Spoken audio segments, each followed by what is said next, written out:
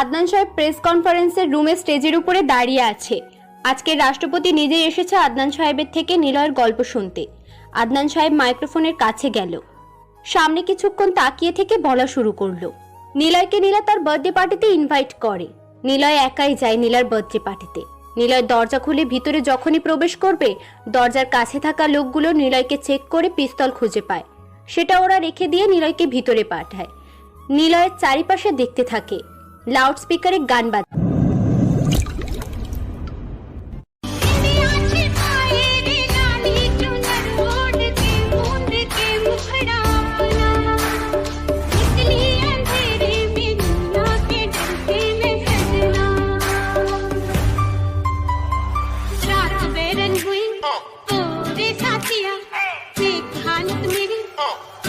নিলয় মিউজিকের সাথে ডান্স শুরু করে দেয়। উপস্থিত থাকা সব লোকজনই নিলয়ের এমন আচরণ দেখে অবাক হয়ে তাকিয়ে থাকে। যদিও তারা নিলয়কে চেনে না, তবুও অপরিচিত হয়ে সে এমনভাবে ডান্স করবে, সবাই কেমন হাস্যকর দৃষ্টিতে তাকালো। নাচের এক পর্যায়ে একটা গুলি চালানোর শব্দ হয়, মিউজিক থেমে যায়। নিলয় গিয়ে হাই লেভেলের বিয়ারের বোতল হাতে নিয়ে ছিপি খুলে মুখে ঢালতে থাকে। নিলয়ের বাবা জলিল অনেকগুলো ছেলে নিয়ে হেঁটে আসে। নিলয়ের পাশে এসে দাঁড়ালো জলিল। নিলয়কে বিয়ার খেতে দেখে জলিল বলে, ও তুই তাহলে সে যে আমার মেয়েকে ভালোবাসি বলেছিল?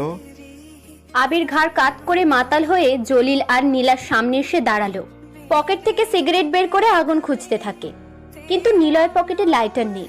জলিলকে বলল, লাইটার প্লিজ। ও নীলা আপনার মেয়ে? কিন্তু আমি তো তাকে শুধু ভালোবাসি বলিনি, বিয়ের অফারও করেছিলাম, তাই না জানো? ওহ সরি, হ্যাপি বার্থডে জানো। নিলয়ের কথা শুনে কয়েকটা ছেলে এগিয়ে আসে নিলয়কে মারতে, কিন্তু নীলা থামিয়ে দেয়। নিলয়ের সামনে এসে বুকে হাত বেঁধে দাঁড়িয়ে নীলা বলে, তোকে এখানে ইনভাইট করেছি আমাকে উইশ করার জন্য না, তোকে এখানে ডেকেছি এতগুলো লোক আর আমার আব্বুর সামনে যদি আমাকে একবার ছুঁয়ে দিতে পারিস তবে আমি তোকে ভালোবাসবো। নে আমাকে ছুঁয়ে দেখা। নিলয় নীলার দিকে এগোতে থাকে। একটা ছেলে হকি স্টিক দিয়ে নিলয়ের পিঠে জোরে একটা বাড়ি দেয়। লাঠিটা ভেঙে চুরে চারিদিকে ছিটিয়ে যায়। নিলয় জোরে বলে, not a bad tie, but it is normal, try again. Niloy কথাটা বলে নীলার সামনে চলে আসে। তখনই পাশে থাকা একটা ছেলে বলে ওঠে, আব্বে ভিত্তু, সাহস থাকলে তো ছুঁয়ে দেখ। সাহস নেই তাহলে ভালোবাসতে আইসিস কেন? আরো একটা ছেলে বলে, যা তোকে ছেড়ে দিলাম, তবে মোড়ে দোকানে একটা সুদি দোকান আছে, যাওয়ার সময় আমার নাম করে কয়েকটা সুদি নিয়ে নিস, পরে বাড়ি যাবি। নিলয় কাউকে কিছু বলে না, সে পার্টি থেকে বেরিয়ে গেল। সবাই নিলয়কে নিয়ে হাসাহাসি করছে। নিলয়ের গালে তখনও সিগারেট। নিলয় বাইরে গিয়ে সিগারেটটা জ্বালানোর জন্য ম্যাচ নিয়ে আছে। এরপর পাশে থাকা পেট্রোল পাম্প থেকে পেট্রোলের নলটা নিয়ে পার্টি রুমে প্রবেশ করে। দরজা আটকে দিয়ে তালা লাগিয়ে দেয় নিলয়। চাবিটা নিজের পকেটে রাখে। নলটা হাতে নিয়ে এগিয়ে আসে। কিছুটা ভিতরে প্রবেশ করে নলটার হাতল চালু করে দিয়ে কিছুক্ষণ দাঁড়িয়ে থাকে। প্রথমে যে ছেলেটা কথা বলেছিল সে মাটিতে হাত দিয়ে বলে জলিলকে, বস এ তো পেটিটাল। নিলয় সুইচ অফ করে দিয়ে পকেট থেকে সিগারেট জ্বালানোর জন্য ম্যাচ বের করে। ম্যাচ ঘষে আগুন জ্বালিয়ে সিগারেট জ্বালায়। আগুন জ্বালানো ম্যাচটার কাঠিটা নিচে ফেলতে যাবে, তখনই সবাই চিৎকার করে উঠে নিলয়কে বারণ করে। নিলয় কাঠিতে আগুনটা নিভিয়ে দেয়। সিগারেটে টান দিয়ে হাসতে হাসতে বলে, अपन से नीला को चुम्मा करने से मन करता है, उसे हार से सोने के लिए नहीं है। কথাটা শুনে একটা ছেলে এগিয়ে আসে নিলয়ের দিকে মারার জন্য। নিলয় ম্যাচের কাঠি বের করে আগুন জ্বালাতে যাবে, তখনই সবাই ছেলেটাকে গিয়ে আটকায়।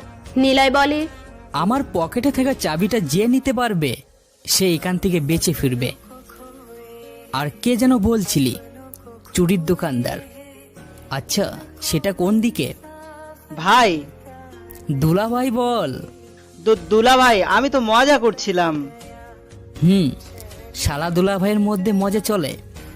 কে তুই? হ্যাঁ নিলয়, তোকে এখানে আনা হয়েছে কি জন্য আর তুই কি সব করছিস? সবাই পিছনে তাকায়। জলিলরা যে দরজা দিয়ে এসেছিল সেখানে দুজন লোক আসলো।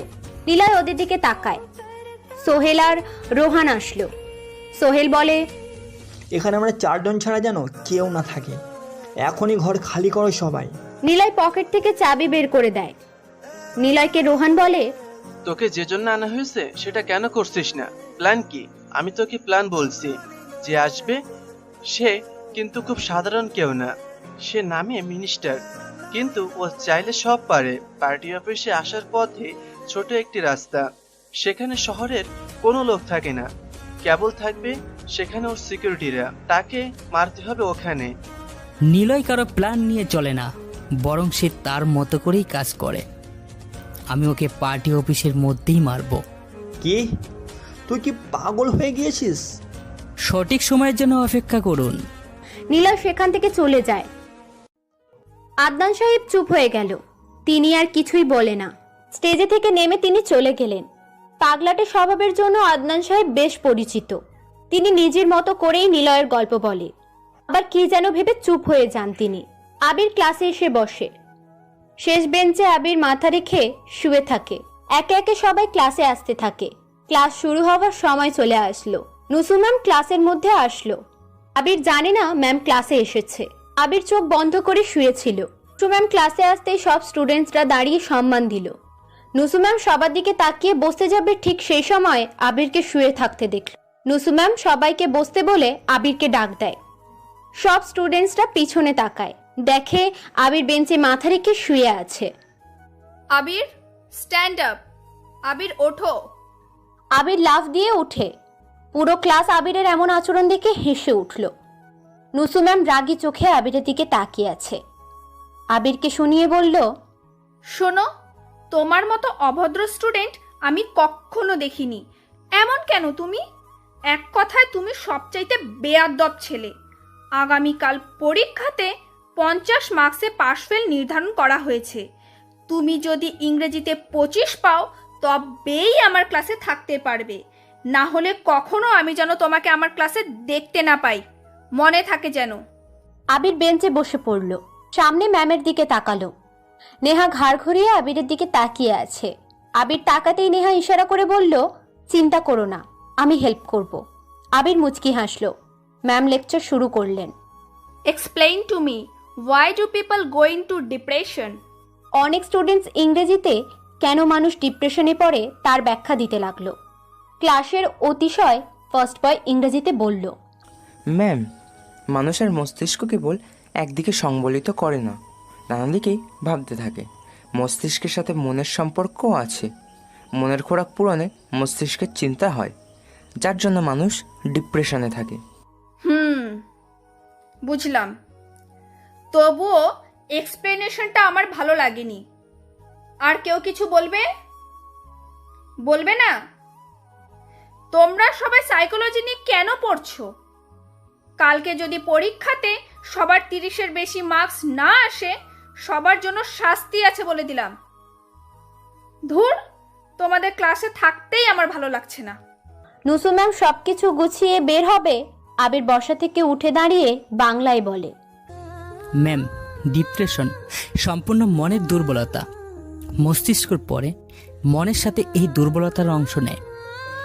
ডিপ্রেশন হয় মূলত প্রিয় মানুষ বা বলা যায় প্রিয় যে কোনো কিছু হারানোর পরেই। যেমন আপনি আপনার সন্তানকে ভালোবাসেন, সে যদি এখন আপনাকে না জানিয়ে হুট করে বাসা থেকে কারো সাথে পালিয়ে যায়, তখন আপনি আপনার সন্তানকে নিয়ে ভাববেন আপনি এই অবধি সন্তানের জন্য কি করেছেন, ভাববেন কতখানি তাকে ভালোবাসেন। আর এই ভাবনাটা আসবে মস্তিষ্ক থেকে। মন আরও ভেঙে পড়বে, আপনি অস্বাভাবিকভাবে চলবেন। তবে সবাই এমন হয় তা না। অনেক মানুষ নিজের মনকে কন্ট্রোল করতে পারে। তারা 2 মিনিটে সব কষ্ট দুঃখকে সরিয়ে নিয়ে চিল করতে পারে। প্রতিটা মানুষই ডিপ্রেশনে পড়ে বা পড়বে, কারণ একটাই, সব মানুষের পিছনে একটা কষ্টের গল্প থাকে। হতে পারে প্রেম ঘটিত বিষয়, বা পারিবারিক, বা পিতামাতা, বা নিজস্ব ঝামেলা। তবে বেশি ডিপ্রেশনে পড়ে প্রেম সংগঠিত বিষয়, বাকি কয়েকজন ফ্যামিলিগত। পিতামাতা হারানোর জন্যই পড়ে, কারণ হলো ভালোবাসা। ভালোবাসা যার বেশি, সে তত ডিপ্রেশন বা হতাশাগ্রস্ত হয়ে বেশি। কারণ ভালোবাসার ফলে আপনি স্বাভাবিকভাবে চলছেন। সেই ভালোবাসা হারিয়ে গেলে সবটা অস্বাভাবিক লাগবে। এই জন্য ডিপ্রেশনের পিছনে ভালোবাসা নামক অদেখা অনুভূতি থাকে, যা আবেগের দ্বারা নিয়ন্ত্রিত। অনেকেই বলে আবেগ আর ভালোবাসা এক না।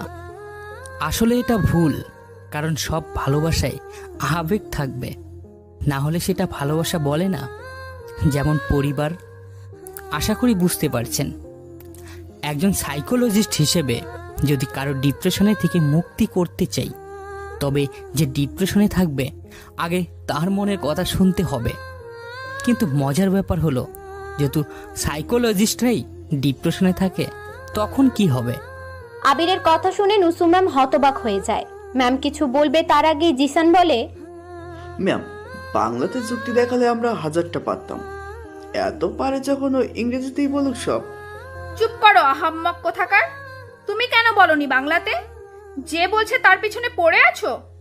তোমাদের মতো কয়েকটা লোকের জন্য যে এগিয়ে যায় সেও এগোতে পারে না। বেয়াদ্দব একটা। বের হয়ে যাও আমার ক্লাস থেকে। আবিরের কথা শুনে জয় নিধিকে কানে কানে বলে, ছেলেটা কিন্তু জিনিয়াস। নিধি মুচকি হাসে, আবিরের দিকে চেয়ে থাকে। আবির আর চোখে নেহার দিকে তাকায়। নেহা এখনো অবাক চোখে তাকিয়ে আছে।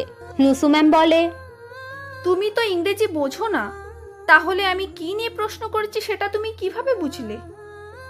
নিধি বলেছে বাংলাতে, তাই আমি শুনে বাংলায় বলেছিলাম। ও গুড, বসো, কালকের এক্সামের জন্য প্রস্তুত হও। নুসুম ম্যাম চলে গেল। নিধি আবিরের পাশে এসে বসলো। এই, আমি কখন তোমাকে বাংলায় বলেছিলাম প্রশ্নটার ব্যাপারে? আসলে আমি সরি, নিয়া আমাকে ইশারায় ডেকে কাগজে লিখে দিয়েছিল, সেই জন্য বুঝে নিয়েছিলাম। নেহার নাম বললে যদি ম্যাম বকা দিত, তাই ভয়ে আপনার নাম বলেছি। বুঝলাম, আমাকে তুমি করেই বলতে পারো, আমরা তো ক্লাসমেট, তাই না? আবির চলে যায় ক্লাস থেকে। নেহা ভাবতে থাকে, কে ছেলেটা? ইংরেজি বই পড়ে, ইংরেজিও জানে, অথচ সবার সামনে সে নিজেকে সব কিছু থেকে গোপন রাখে। এমনটা কেন করে? আচ্ছা, আজ তো মিষ্টিদের বাড়ি যাবে আবির, দেখা যাক সেখানে কি হয়। মিষ্টির সাথে যদিও না, না, কি সব ভাবছে। নিধি নেহার পাশে এসে বসলো। আমরা তো ক্লাসমেট, চলো ফ্রেন্ডশিপ করি। আচ্ছা ফ্রেন্ডস। ও জয় আমার ভাই, আমি নিধি। আমি আমি জানি তুমি নেহা। আবির তোমার কথা বলেই চলে গেল। আমার কথা কেন? কি বললো? এই যে ম্যামের প্রশ্নটা, তুমি বাংলাতে ওকে কাগজে লিখে দেখিয়েছিলা। নেহা অবাক হয়, আবার পুরোপুরি শিওর হয় আবির ইংরেজি জানে। কিন্তু সে কেন গোপন রেখেছে সেটা জানতে হবে। নিধির সাথে নেহার ফ্রেন্ডশিপ হয়ে যায়।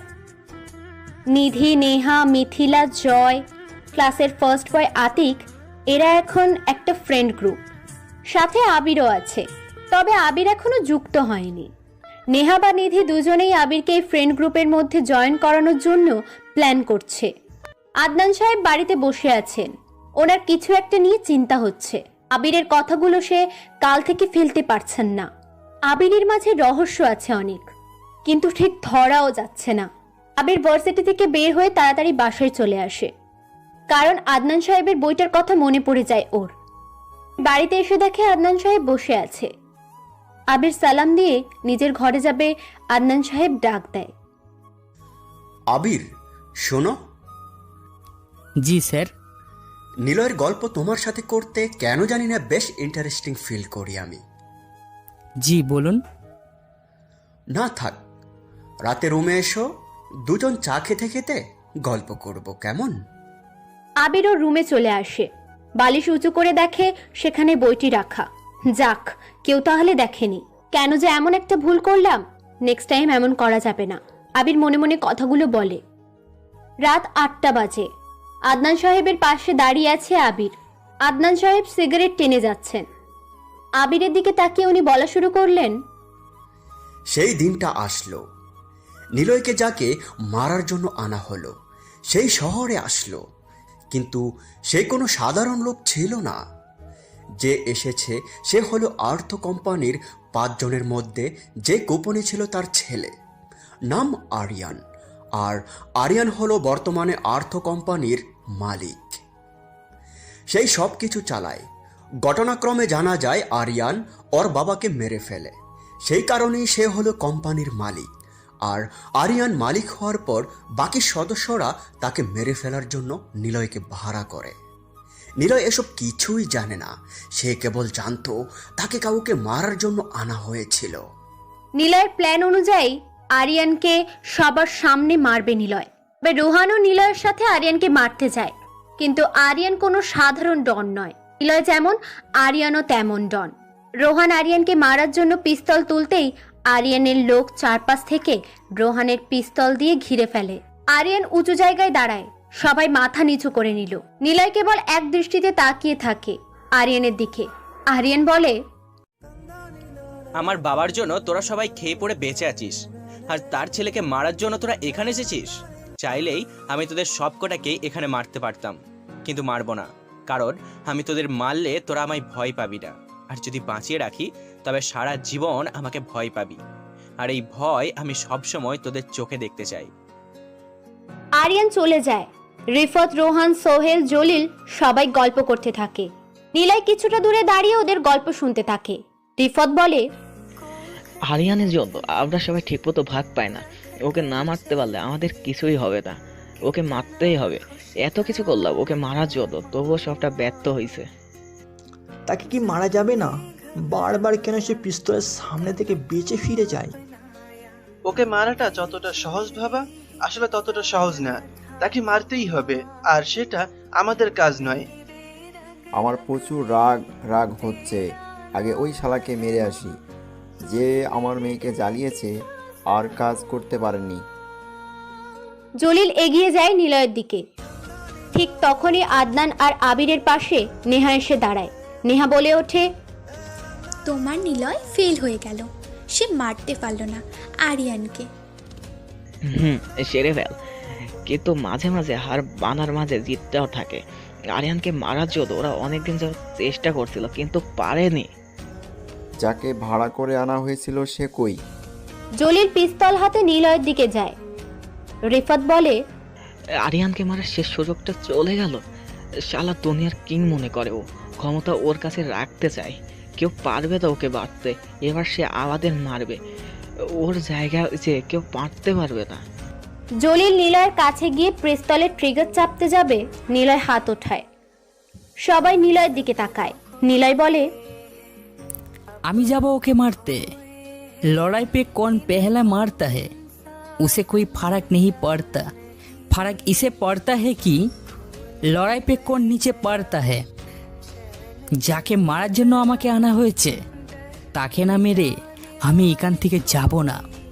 ও যেখানেই থাকুক, যেভাবেই থাকুক না কেন, আমি ওকে এই জায়গাতেই মারব। চাঁদ যেমন অপেক্ষা করে রাতের জন্য, সূর্য যেমন অপেক্ষা করে ডোবার জন্য, তেমন দুনিয়া অপেক্ষা করছে নিলয়ের জন্য। নিলয়ের কথা শুনে সবাই অবাক হয়ে বসা থেকে উঠে দাঁড়ায়। জলিল বলে, যা ওখানে। নিলয় চলে আসে সেখানে, কিন্তু আসার পথে নিলয়ের সামনে আরিয়ানের লোকজন পড়ে। তাদের সাথে মারামারি করে নিলয় ঢাকাতে এসে পৌঁছায়। নিলয় এখন ঢাকাতে। আদনান সাহেবের বইটাতে আর কিছুই লেখা নেই। ঢাকাতে আসবার সময়টুকু নিয়ে লিখেছিলেন, তিনি আর কিছুই জানেন না, তাই আর তিনি লেখেননি। বাকি কি হয়েছিল সেসব নিলয় জানে। নীলা কোথায় বা নীলা কি মারা গিয়েছে সেসব নিলয় জানে। নিলয়ের পরে কি করেছিল আদনান সাহেব জানেন না। আবির আদনান সাহেবের কাছ থেকে চলে এলো। রাত 9টা পার হয়ে গেছে। আবির ওর রুমে যাবে, তখনই পরি এসে ডাকলো। পরি আবিরকে দেখে বলল, ভাইয়া, আমার আপা আপনাকে খুঁজতেছে, আপনি যাবেন না? ও আজকে তো যেতেই হবে, চলো তাহলে। পরির হাত ধরে আবির বাড়ি থেকে বের হয়। নেহা এটা দেখে ফেলে। আবিরের পিছনে নেহাও যায়। আবির পরিদের বাড়িতে আসে। প্রায় 10টা বাজে। গেট খুলে আবিরকে ভিতরে নিয়ে যায়। নেহাও পিছনে আসে। পরি মিষ্টির ঘরের সামনে এসে ডাক দেয়, আপা ভাইয়াকে নিয়ে আনছি। আচ্ছা তুই তোর ঘরে যা, তোর ভাইয়ের সাথে আমার কথা আছে। আচ্ছা। পরি দৌড়ে ঘরে চলে যায়। আবির মিষ্টির ঘরের সামনে এসে দাঁড়িয়ে রইল। নেহা কিছুটা দূরে দাঁড়িয়ে আছে। মিষ্টি কিছু সময় পর আবিরের সামনে এসে দাঁড়ালো। মিষ্টি সেজেছে। অন্যদিনের তুলনায় আজ মিষ্টিকে অনেক বেশি সুন্দর লাগছে। আবির একবার তাকিয়ে চোখ নামিয়ে নিল। মিষ্টি আবিরের হাত ধরে ঘরে নিয়ে যায়। দরজা আটকে দিয়ে মিষ্টি আবিরের সামনে বিছানায় গিয়ে বসে। নেহা দৌড়ে জানালার কাছে গিয়ে দাঁড়ালো। জানালার পর্দা সরিয়ে ঘরের মধ্যে তাকালো নেহা। শুরু করেন, আপনি যেভাবে ইচ্ছে যতদিন খুশি আমাকে আপনার মতো ব্যবহার করতে পারেন। আপনি অনেক উপকার করেছেন। আপনি চাইলে আমি সারা জীবন আপনার সাথে এভাবেই থাকতে চাই। কোনো প্রশ্ন ছাড়াই আপনি যখন খুশি আমাকে ব্যবহার করতে পারবেন। আবির শব্দ করে হাসছে। চেয়ার টেনে মিষ্টির সামনে বসলো। মিষ্টি আবিরের দিকে কৌতূহলী দৃষ্টিতে তাকিয়ে আছে। নেহা হতভম্ব হয়ে দেখছে। বারবার নেহার মন বলছে, আমার এখন কি করা উচিত? চিৎকার, নাকি বাধা, নাকি এখান থেকে চলে যাওয়া? আবিরকে কতই না ভালো ভেবেছিলাম, কিন্তু আবির মিষ্টির দিকে তাকায়। মিষ্টি আবিরের হাত ধরে বলে, দেরি করছেন কেন? আপনার কাছে সারা রাত সময় আছে। দেরি করলে সময় নষ্ট হবে। এখনই শুরু করুন। দাঁড়ান, আমি সবকিছু খুলছি। মিষ্টি গা থেকে কাপড় খুলতে যাবে, তার আগেই আবির কষিয়ে একটা চড় বসিয়ে দেয় মিষ্টির গালে। মিষ্টি বোবার মতো তাকিয়ে আছে আবিরের দিকে, আর নেহা তাকিয়ে আছে অবাক হয়ে। আবির বলে, এত প্রতিদান দেওয়ার শখ? তাহলে যে মা তোমাকে জন্ম দিয়েছে তার কথা শুনে কেন প্রতিদান দিচ্ছ না? যে বাচ্চা মেয়ে সারাটা সময় তার আপার সঙ্গ চায় তার প্রতিদান কেন দিচ্ছ না? আমি চাইলে তোমার মতো অল্প দামের মেয়েকে ব্যবহার, মেয়েকে নয় বরং আরও দামি কোনো মেয়ে বা মডেলকে প্রতি রাত নিজের আনন্দ করার জন্য ব্যবহার করতাম। বুকারি হাদিস আছে, এক ভিক্ষুক নবীর কাছে ভিক্ষা চাইতে আসে। নবীজি তাকে বলে, কেন তুমি ভিক্ষা করছো? ভিক্ষুকটা বলে, হুজুর, আমার কাছে একটা জামা আর একটা গিলাস ছাড়া কিছুই নেই। নবীজি তাকে সেগুলো আনতে বলে। সেই দুটো জিনিস নিলামে 2 দিরহাম দিয়ে বিক্রি করে। 1 দিরহাম প্রথম দিয়ে বলে, যাও বাড়িতে খাবার কিনে দিয়ে আসো। বাকি 1 দিরহাম দিয়ে কুড়োল কিনতে বলে। সেই কুড়োল দিয়ে ভিক্ষুককে গাছ কেটে উপার্জন করতে বলে। আসলে নবীজি চাইলে সব টাকা হাতে দিয়ে ভিক্ষুককে পাঠিয়ে দিতে পারতেন, কিন্তু না, তিনি উপার্জনের রাস্তা দেখিয়ে দিয়েছে যেন সে ভিক্ষা নয়, কাজ করে খেতে পারে। কষ্ট করে উপার্জনের মাঝে বরকত আছে। তুমি চাইলে সেগুলো করতে পারতে, এমন পথ না বাঁচলেও পারতে। মিষ্টি কিছু সময় আবিরের দিকে তাকিয়ে রইল। এরপর শব্দ করে হাসতে লাগলো মিষ্টি। আবির মিষ্টির হাসি দেখে কপাল কুঁচকে তাকালো। মিষ্টি বলে, আমার মতো এমন হাজারটা মেয়ে পড়ে আছে, সবার গল্প একই রকম হয় না। আমিও তো কাজের জন্য গিয়েছিলাম আদনান সাহেবদের বাড়িতে, কিন্তু ওই হৃদয় নেশা করে এসে আমাকে ধর্ষণ করে। হৃদয়ের বাবাকে সব বলতে আমাকে লাথি মেরে অনেকগুলো টাকা দিয়ে বের করে দেয়। কই, সেদিন তো কেউ কিছু বলেনি আমাকে। আমিও তো কাজ করেই খেতে চেয়েছিলাম। এরপর আস্তে আস্তে আমি এই কাজে জড়িয়ে পড়ি। মায়ের প্রতিদান, তাই না? তিনি তো জানেই না আমার সাথে হৃদয় কি করেছিল। শুনুন আবির সাহেব, কাদায় পড়লে সবাই পাশে দাঁড়িয়ে বলবে, যদি দেখে হাঁটতিস তাহলে পড়তিস না। যদি পুরনো কাপড় পরতি তবে নষ্ট হতো না নতুন কাপড়। কিন্তু কেউ হাত বাড়িয়ে বলবে না, আয় উঠে আয়। আপনি ভুল করলে আপনাকে গালি দেওয়ার জন্য হাজারটা লোক পড়ে থাকবে, কিন্তু ভুল শুধরে দেওয়ার মতো কাউকে পাবেন না। লেকচার সবাই দিতে পারে, কিন্তু লেকচার শেষ করে তার কাছেই উপকার নিতে যান, সেই সরলতার সুযোগ নেবেই। এটাই দুনিয়া। আর দুনিয়ার মানুষগুলো বড্ড হিংসুটে। 5 টাকার রুটি রাস্তায় পড়ে থাকলে তুলে দেওয়ার মতো কেউ নেই, অথচ নিজে সেই রুটি তুলে খেতে গেলে সবাই হাসবে আর বলবে, পড়ে থাকা রুটি খাচ্ছে, কি নির্লজ্জ। আবির স্তব্ধ হয়ে যায়, কোনো কথা বলতে পারছে না ও। নেহাও কখন যে কেঁদে ফেলেছে খেয়ালই করেনি। আবির কিছু না বলে ঘর থেকে বের হয়। মিষ্টি বিছানা থেকে নেমে আবিরকে পিছন থেকে ডাক দেয়, শুনুন আবির সাহেব, সেদিন আপনার আর মায়ের কথাগুলো শুনেছিলাম, বুঝেছিলাম আপনি 8-10টা খারাপ ছেলেদের মতো না। সেদিনই বুঝেছিলাম আমি যতই আপনাকে ডাকি না কেন আপনি আসার পরেও আমাকে ছুঁয়েও দেখবেন না। এটা অহংকার নয়, ভালো মানুষের পরিচয়। আপনার জন্যই আমি কাজগুলো ছেড়ে দেব। উপকার যখন করলেন তখন না হয় আরেকটা উপকার করবেন। কোনো ভালো জায়গাতে কাজ খুঁজে দিতে পারবেন যেখানে নারী লোভী লোক কখনো সামনে আসবে না। আবির ফিরে তাকায় মিষ্টির দিকে। মিষ্টি দরজা ধরে আবিরের দিকে চেয়ে থাকে। আবির কিছু না বলে বাড়ি থেকে বের হয়। নেহা অনেক আগেই পরীর বাড়ি থেকে বের হয়ে গেছে। আবির একা হাঁটছে, পকেটে হাত গুজে সে হাঁটছে। এদিকে জিসান আর শাওন ফোনে কথা বলছে। জিসান শাওনকে বলছে, আবিরকে তুলে আনতে যাব আমি। আর আমি মিষ্টিকে তুলে আনবো কাল রাতে। আবিরকে মারার পর মিষ্টিকে নিয়ে সারা রাত ফুর্তি হবে। ওকে, কালকে রাব্বি ভাইয়াকে সাথে নিয়ে ফুর্তি করা হবে। হৃদয়, আমি তুমি সবাই একসাথে মিষ্টিকে নিয়ে খেলা করব। ভাবতেই কেমন যেন আনন্দ লাগছে আমার। রাখি এখন, কালকে রাতে তাহলে রাব্বি ভাইয়ার গোডাউনে দেখা হচ্ছে। শাওন ফোন রেখে দেয়। দুজনেই বেশ খুশি, বিশেষ করে হৃদয় আরো বেশি খুশি, কারণ সে অনেক কিছুই করছে কিন্তু কেউ কিচ্ছু জানছে না। এরপর থেকে সে রব্বিরের সাথে মিশে আরো বেশি কিছু খারাপ করার প্ল্যান করছে। আবির নেহাদের বাড়ির মেন গেটের দরজা ঠেলে ভিতরে প্রবেশ করে। কোনো দিকে না তাকিয়ে আবির বাড়ির ভিতরে হেঁটে যাচ্ছে। হঠাৎ শুনতে পেল আবিরকে কে যেন ডাক দিল। এই আবির। আবির পিছনে তাকায়, দেখে নেহা সেই গাছটার নিচে বসে আছে। আবির ভয় পায়। এই রাতে সে এখানে কাউকে দেখবে একদমই আশা করেনি। আবির নেহার কাছে গিয়ে দাঁড়ালো। সামনে এসে মাথা নিচু করে বলল, ম্যাম আপনি এখানে? ম্যাম, আচ্ছা শোনো আবির, আমি তোমার সাথেই পড়ি, ক্লাসমেট। আজ থেকে আমরা ফ্রেন্ড। আমাকে ম্যাম বলবে না, নাম ধরে রাখবে, কেমন? আপনিই তো বারণ করেছিলেন, এমনকি নাম ধরে ডাকাতে চরও মেরেছিলেন। নেহা লজ্জা পায় আগের আচরণের জন্য। আবিরের হাত ধরে সে পাশে বসায়। আবির তাড়াতাড়ি হাত ছুটিয়ে দূরে সরে বসে। নেহা মুচকি হাসতে থাকে। সরি আবির, আগে চিনতে পারিনি তোমাকে। এই যে তুমি অনেক ভালো একটা ছেলে।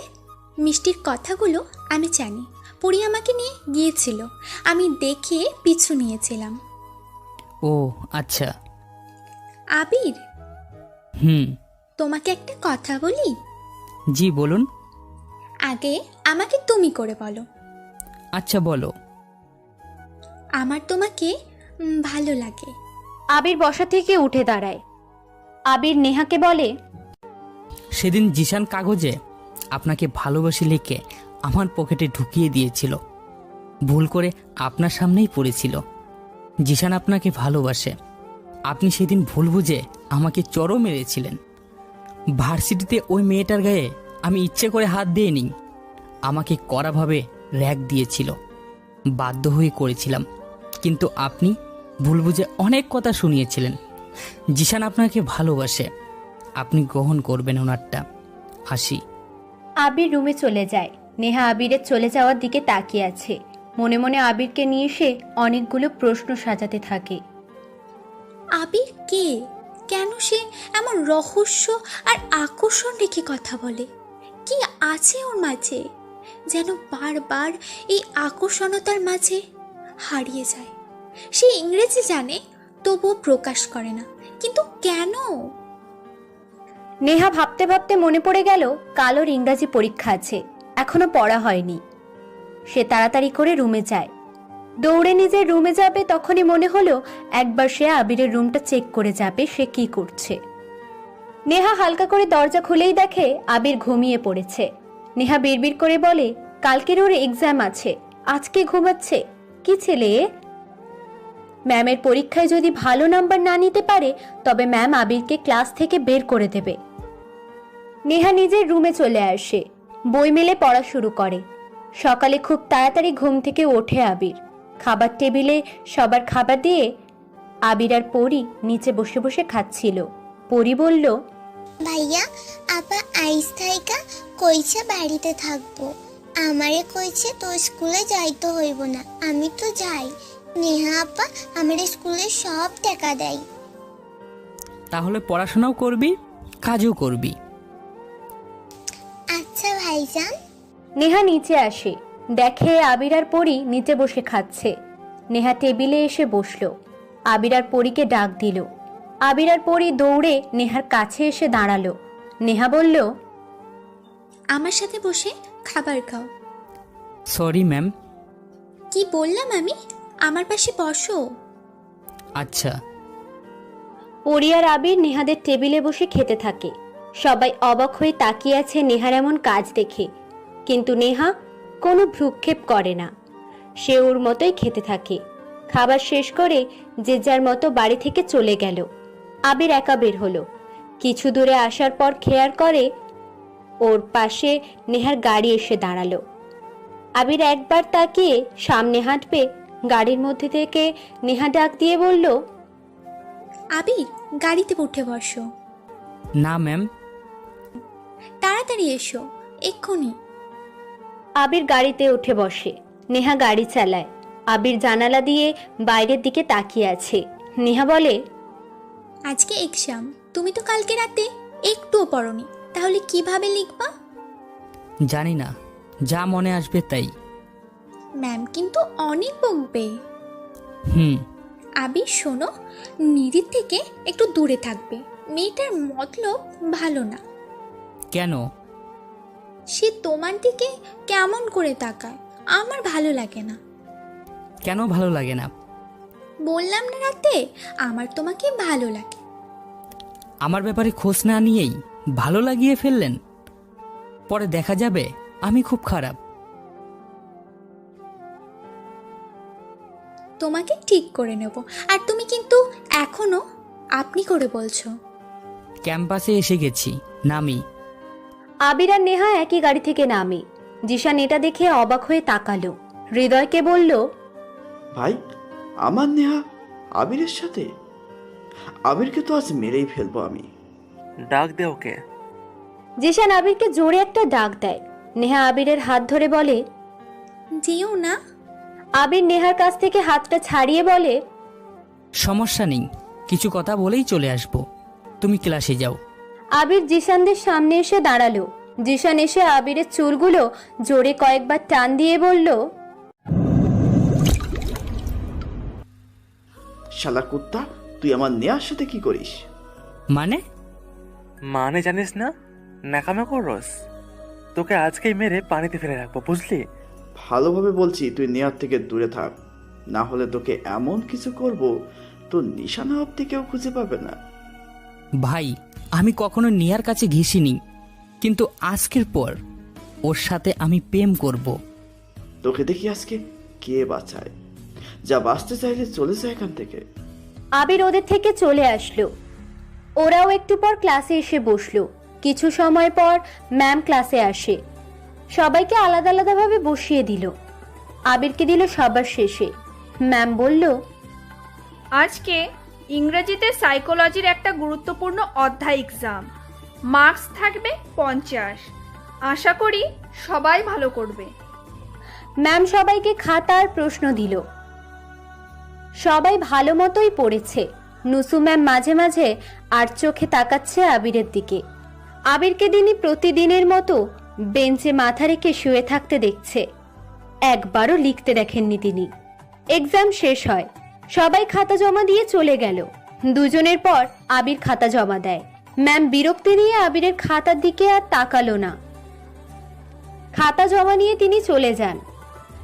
সবাই এক্সাম নিয়ে গল্প করছে। নেহা আবিরের পাশে এসে বসলো। আবির বলল, প্রথম বেঞ্চের মেয়ে আজ শেষ বেঞ্চে কেন? না, মানে আসলাম। কেমন লিখলা? জানি না। কি হতো যদি একটু পড়তে? তোমাকে ডাকলাম অনেকবার, কিন্তু তুমি বেঞ্চে মাথা রেখে সামনের দিকে তাকিয়েছিলে। কিছু লিখতে রেখিনি। নেহা চলে গেল। নিধি আর জয় আসলো। জয়কে বেশ চিন্তিত মনে হচ্ছে। নিধি আবিরকে বলল, সাদা খাতা জমা দিয়েছো? কিছুই তো লিখতে দেখিনি তোমার। কি করলা এতক্ষণ? গুনেছি। কি গুনেছো? সময়। আবির ক্লাস থেকে বের হয়ে ফুল গাছের নিচে এসে বসলো। নেহার দেয়া ফোনটা বের করে মেসেজ লিখে কাকে যেন পাঠালো। আবির ক্যাম্পাস থেকে বের হয়, পকেটে হাত গুজে সে চলে আসে। নেহাদের বাড়িতে এসে সারাদিন কাজ করে। রাত 10টা। আবিরও রুমে বসে আছে। কালো প্যান্ট, প্যান্টের সাথে চেন কভার জুতো, আর জুতো সেই চেন কভারের ব্যাগ থেকে বের করা ওর প্রিয় জিনিসটা রাখা। সাদা টি শার্ট পরে আবিরও রুমে পায়চারি করছে। দুটো গাড়ি এসে নেহাদের এলাকাতে থামলো। একটা গাড়ি শাওনদের, আরেকটা গাড়িতে হৃদয়া জিসানদের। শাওন জিসানদের কাছে এসে বলল, আমি মিষ্টিকে তুলে আনতে যাচ্ছি, ওকেও আমার সাথে নিয়ে যাব, আর তারপর আবিরকে মেরে আমরা মস্তি করব সারা রাত। আমার একটা প্ল্যান আছে, আমি মিষ্টিকে তুলে আনবো আর এটা পরি দেখবে। পরি যে আবিরকে ডাকবে, আবির পরির সাথে বের হবে, তখন আমরা আবিরকে ধরে নিয়ে গাড়িতে তুলে সোজা রাব্বি ভাইয়ের গোডাউনে যাব। ওকে? ওকে ব্রো, কাজ শুরু করে দাও। শাওন মিষ্টিদের বাড়িতে আসলো। মিষ্টিকে বাড়ি থেকে বের করে মুখের উপরে টেপ লাগিয়ে দিল। মাথায় একটা আঘাত করাতেই মিষ্টি জ্ঞান হারিয়ে পড়ে গেল। শাওন, ফয়সাল, সিপন মিষ্টিকে ধরে বাড়ি থেকে বের করে, আর পরি এটা দেখে দৌড়ে আবিরের কাছে যেতে থাকে। আবির নিজের ঘরে পায়চারি করছে। প্রায় রোজ রাতেই এমন সেজে পায়চারি করে। আবির আজকেও এমনটা করছে। বিছানায় বসতে যাবে, হঠাৎ কলিং বেল বেজে ওঠে। আবির দরজা খুলে দেখে পরি দাঁড়িয়ে আছে আর অনেক বেশি হাঁফাচ্ছে। কি হয়েছে পরি, তুই এত রাতে এখানে কেন? ভাইয়া, শাওনেরা আসছে। আমারে মুখে ট্যাপ মাইরা মাথায় বাড়ি দিয়া তিনজন ধইরা তুইলা নিয়ে যাইতাছে। আপনি আমার আপারে বাঁচান, ওরা আমার আপারে মাইরা ফেলাবে। আমার আপারে আয়না দেন ভাইয়া। আচ্ছা চল। আবির পরীকে নিয়ে বাইরে বের হয়।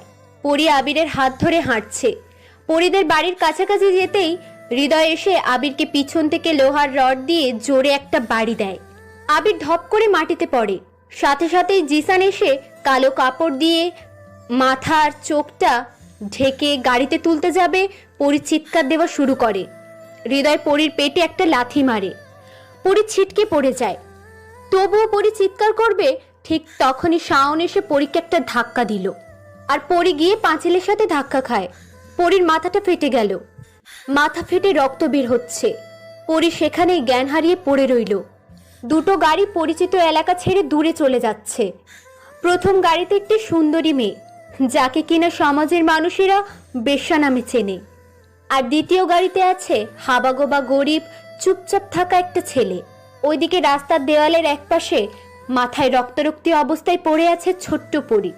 কেউ জানি না আজ রাতে কি হতে চলেছে, তবে হতে পারে আজ রাতে কিছু মানুষের শেষ রাত। আবির আর মিষ্টিকে রাব্বির গোডাউনে আনা হলো। দরজা খুলে ভিতরে প্রবেশ করলো শাওন, জিসান, হৃদয়, মামুন, তমাল, সিফন, ফয়সাল। শাওন দরজা আটকে দেয়। পুরো গোডাউন এখনো ফাঁকা। রাব্বি এখনো আসেনি। জিসান ফোন করে, ভাই কোথায় আপনি? আবিরকে তুলে এনেছি। আসছি আমি, ওকে বেঁধে রাখ। ভাই, আপনার জন্য সারা রাত পার্টির ব্যবস্থা করেছি। একদম হোল নাইট পার্টি হবে, মস্তি হবে। একটা মাল আছে সাথে, চলে আসুন। শাওন জিসানের থেকে ফোনটা নিয়ে রাব্বিকে কথাগুলো বলল। শাওন মিষ্টিকে নিয়ে ফ্লোরে ফেলে দেয়। মিষ্টির মুখ থেকে কাপড়টা খুলে দিয়ে হাসতে থাকে। মিষ্টির হাত দুটোকে শক্ত দড়ি দিয়ে বেঁধে দিল শাওন। গোডাউনের মধ্যে থাকা টেবিলের উপরে থেকে পানির বোতল এনে মিষ্টির মুখের ওপরে পানি ছিটিয়ে দেওয়া হয়। মিষ্টি চোখ মেলে তাকালো। চারপাশে গোল হয়ে কয়েকজন ছেলে মিষ্টিকে দেখছে। সে ভয়ে চুপসে যায়। বিড়বিড় করে বলে, আমি কোথায়? শাওন হাঁটু ভাঁজ করে বসে। মিষ্টির চুলগুলোকে মুষ্টিবদ্ধ করে ধরে বলে, শোন খানকি, তুই এখন আমার কাছে। তোকে নিয়ে আজ সারা রাত মস্তি হবে। বেশি ভাব নিবি না, চুপচাপ থাক। আমাকে ছেড়ে দে, আমি এসব করব না। কেন? নতুন নাগর পাইছো? শালা বেশ। আমি এসব সাইরা দিছি আবিরের কথা মতো, আমাকে যেতে দে। আরে যাবি যাবি, এত তারা কিসের? তোরা নতুন, ভায়া তাকে দেখ, ওই দেখ ওকে টেনে নিয়ে যাওয়া হচ্ছে। একটু পর ওকেও সোজা উপরে, বুঝেছিস? তোকে তো আজ রাতে কামড়ে কামড়ে খাবো রে। মিষ্টি শাওনের গালে থুতু দিয়ে দেয়। শাওন রেগে গিয়ে মিষ্টির গালে পরপর কয়েকটা চড় দিতে থাকে। পরে হাসতে হাসতে বলে, পাখিকে যতই খাঁচার মধ্যে রাখি না কেন, ডানা ঝাপতে ঠোঁট লম্বা করে তেড়ে আসবেই, কিন্তু খাঁচার বাইরে যেতে পারবে না। বেশি লাফাস না। এখানে আবিরকে মেরে তোর সব কিছু আজকে আমরা, থাক, সময় হলে দেখিস। তোরা একটাও বাঁচবি না। এমন একদিন আসবে তোদেরকে বিশ্রী ভাবে কেউ মারবে, সেদিন তোরা পালাতেও পারবি না।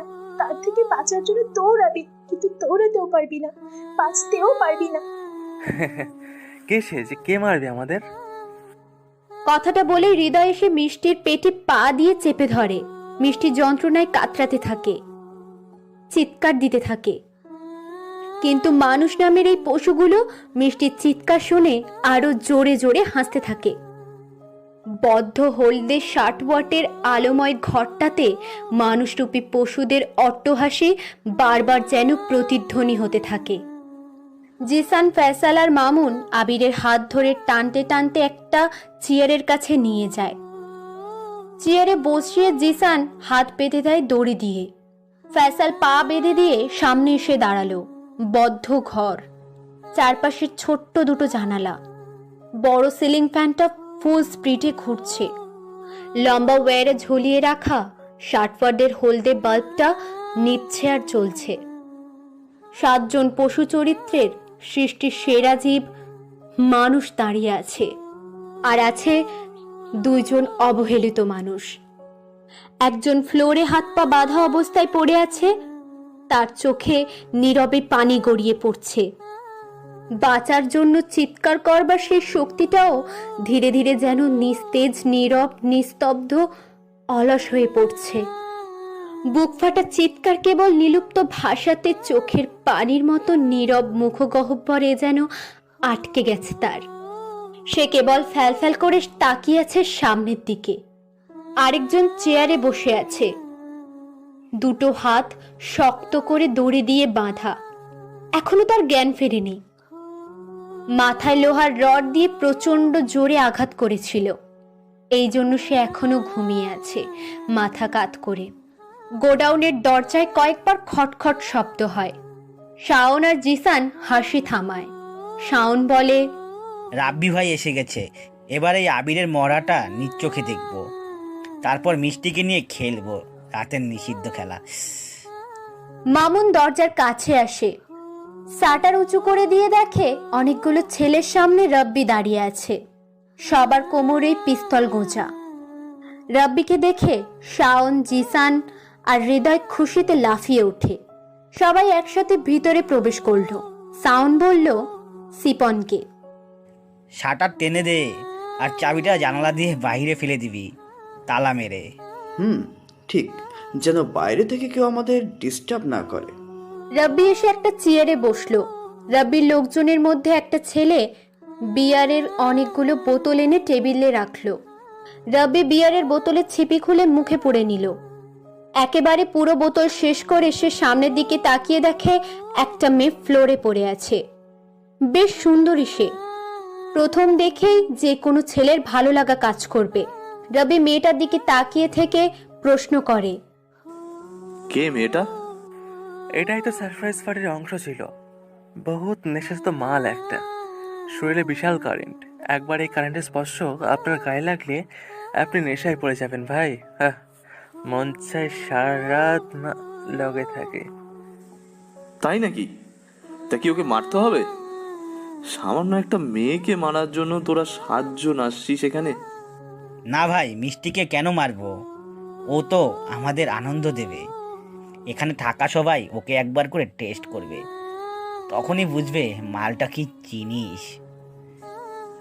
তাহলে কাকে মারার জন্য আনছিস? ওই যে দেখুন, চেয়ারে বসিয়ে বেঁধে রেখেছি, মুখ ঢাকা আছে। জিসানের কথা শুনে রাব্বি সেদিকে তাকায়। আবির নামের ছেলেটাকে সে হাত পা বাঁধা অবস্থায় দেখতে পায়।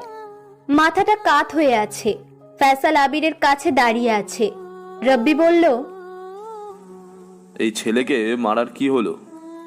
বডি ল্যাঙ্গুয়েজ দেখে তো হাবাগোবা লাগছে, মনে হচ্ছে না তোদের সাথে কখনো ঝামেলাতে জড়িয়েছে। ভাই এই শালা হারামি আমাকে মারছিল, শালাকে তো মেরে ফেলতে ইচ্ছা করছে। ফয়সাল কথাটা বলেই আবিরের মুখে একটা চড় বসিয়ে দিল। রব্বি মুচকি হাসছে। রব্বি সিগারেট জ্বালায়, সিগারেটের ধোঁয়া আবিরের মুখের উপরে ছেড়ে দেয়। আবির তখনই কেসে ওঠে।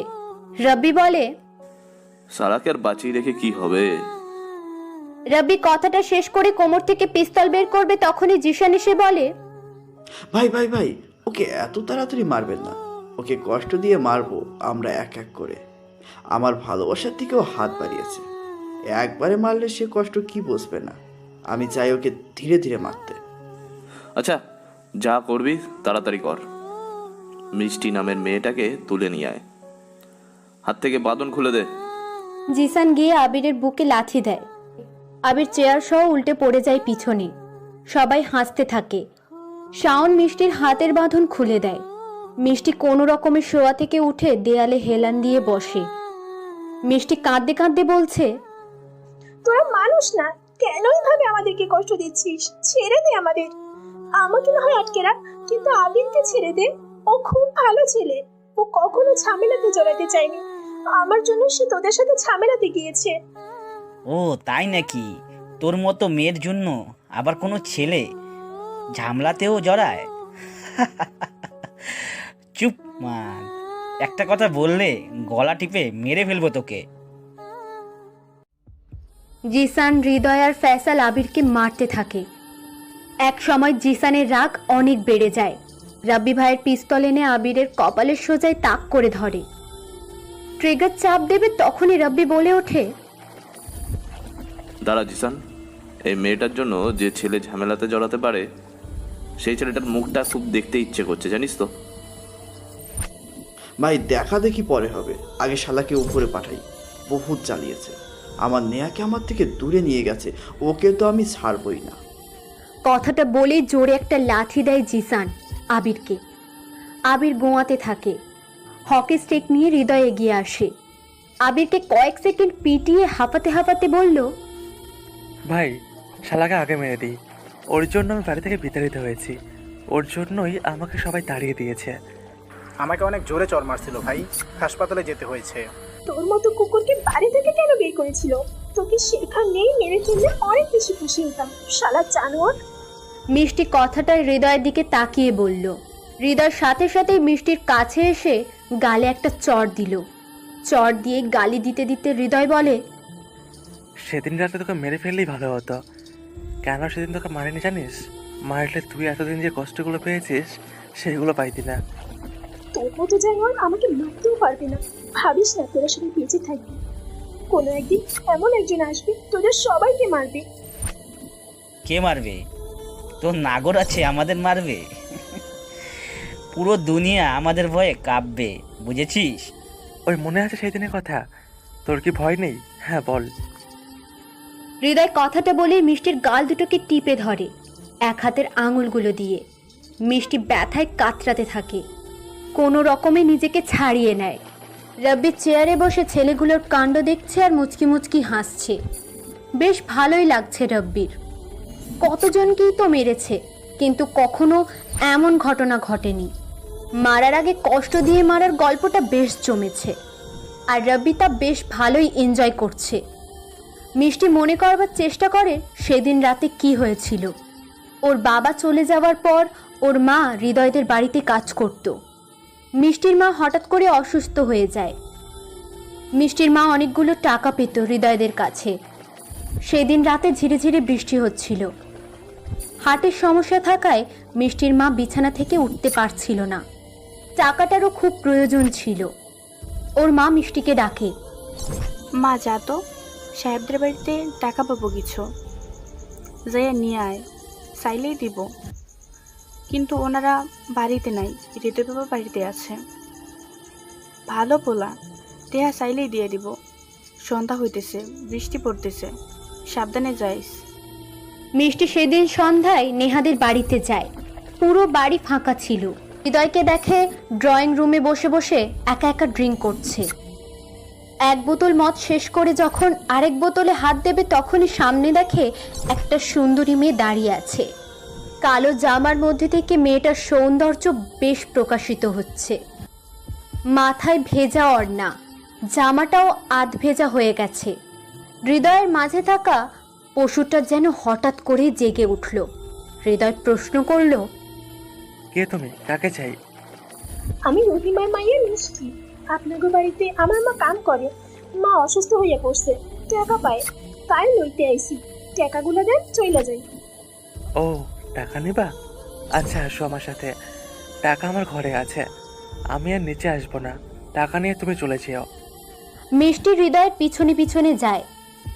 পুরো বাড়িতে হৃদয় ছাড়া আর কেউ নেই। বাইরে বৃষ্টি হচ্ছে। একজন নেশা অবস্থায় আছে, আরেকজন সামান্য ভয় নিয়ে এগিয়ে যাচ্ছে। হৃদয়ও রুমে গিয়ে দাঁড়ায়। মিষ্টিও রুমে আসে। মিষ্টি ঘরে প্রবেশ করতেই হৃদয় দরজা আটকে দেয়।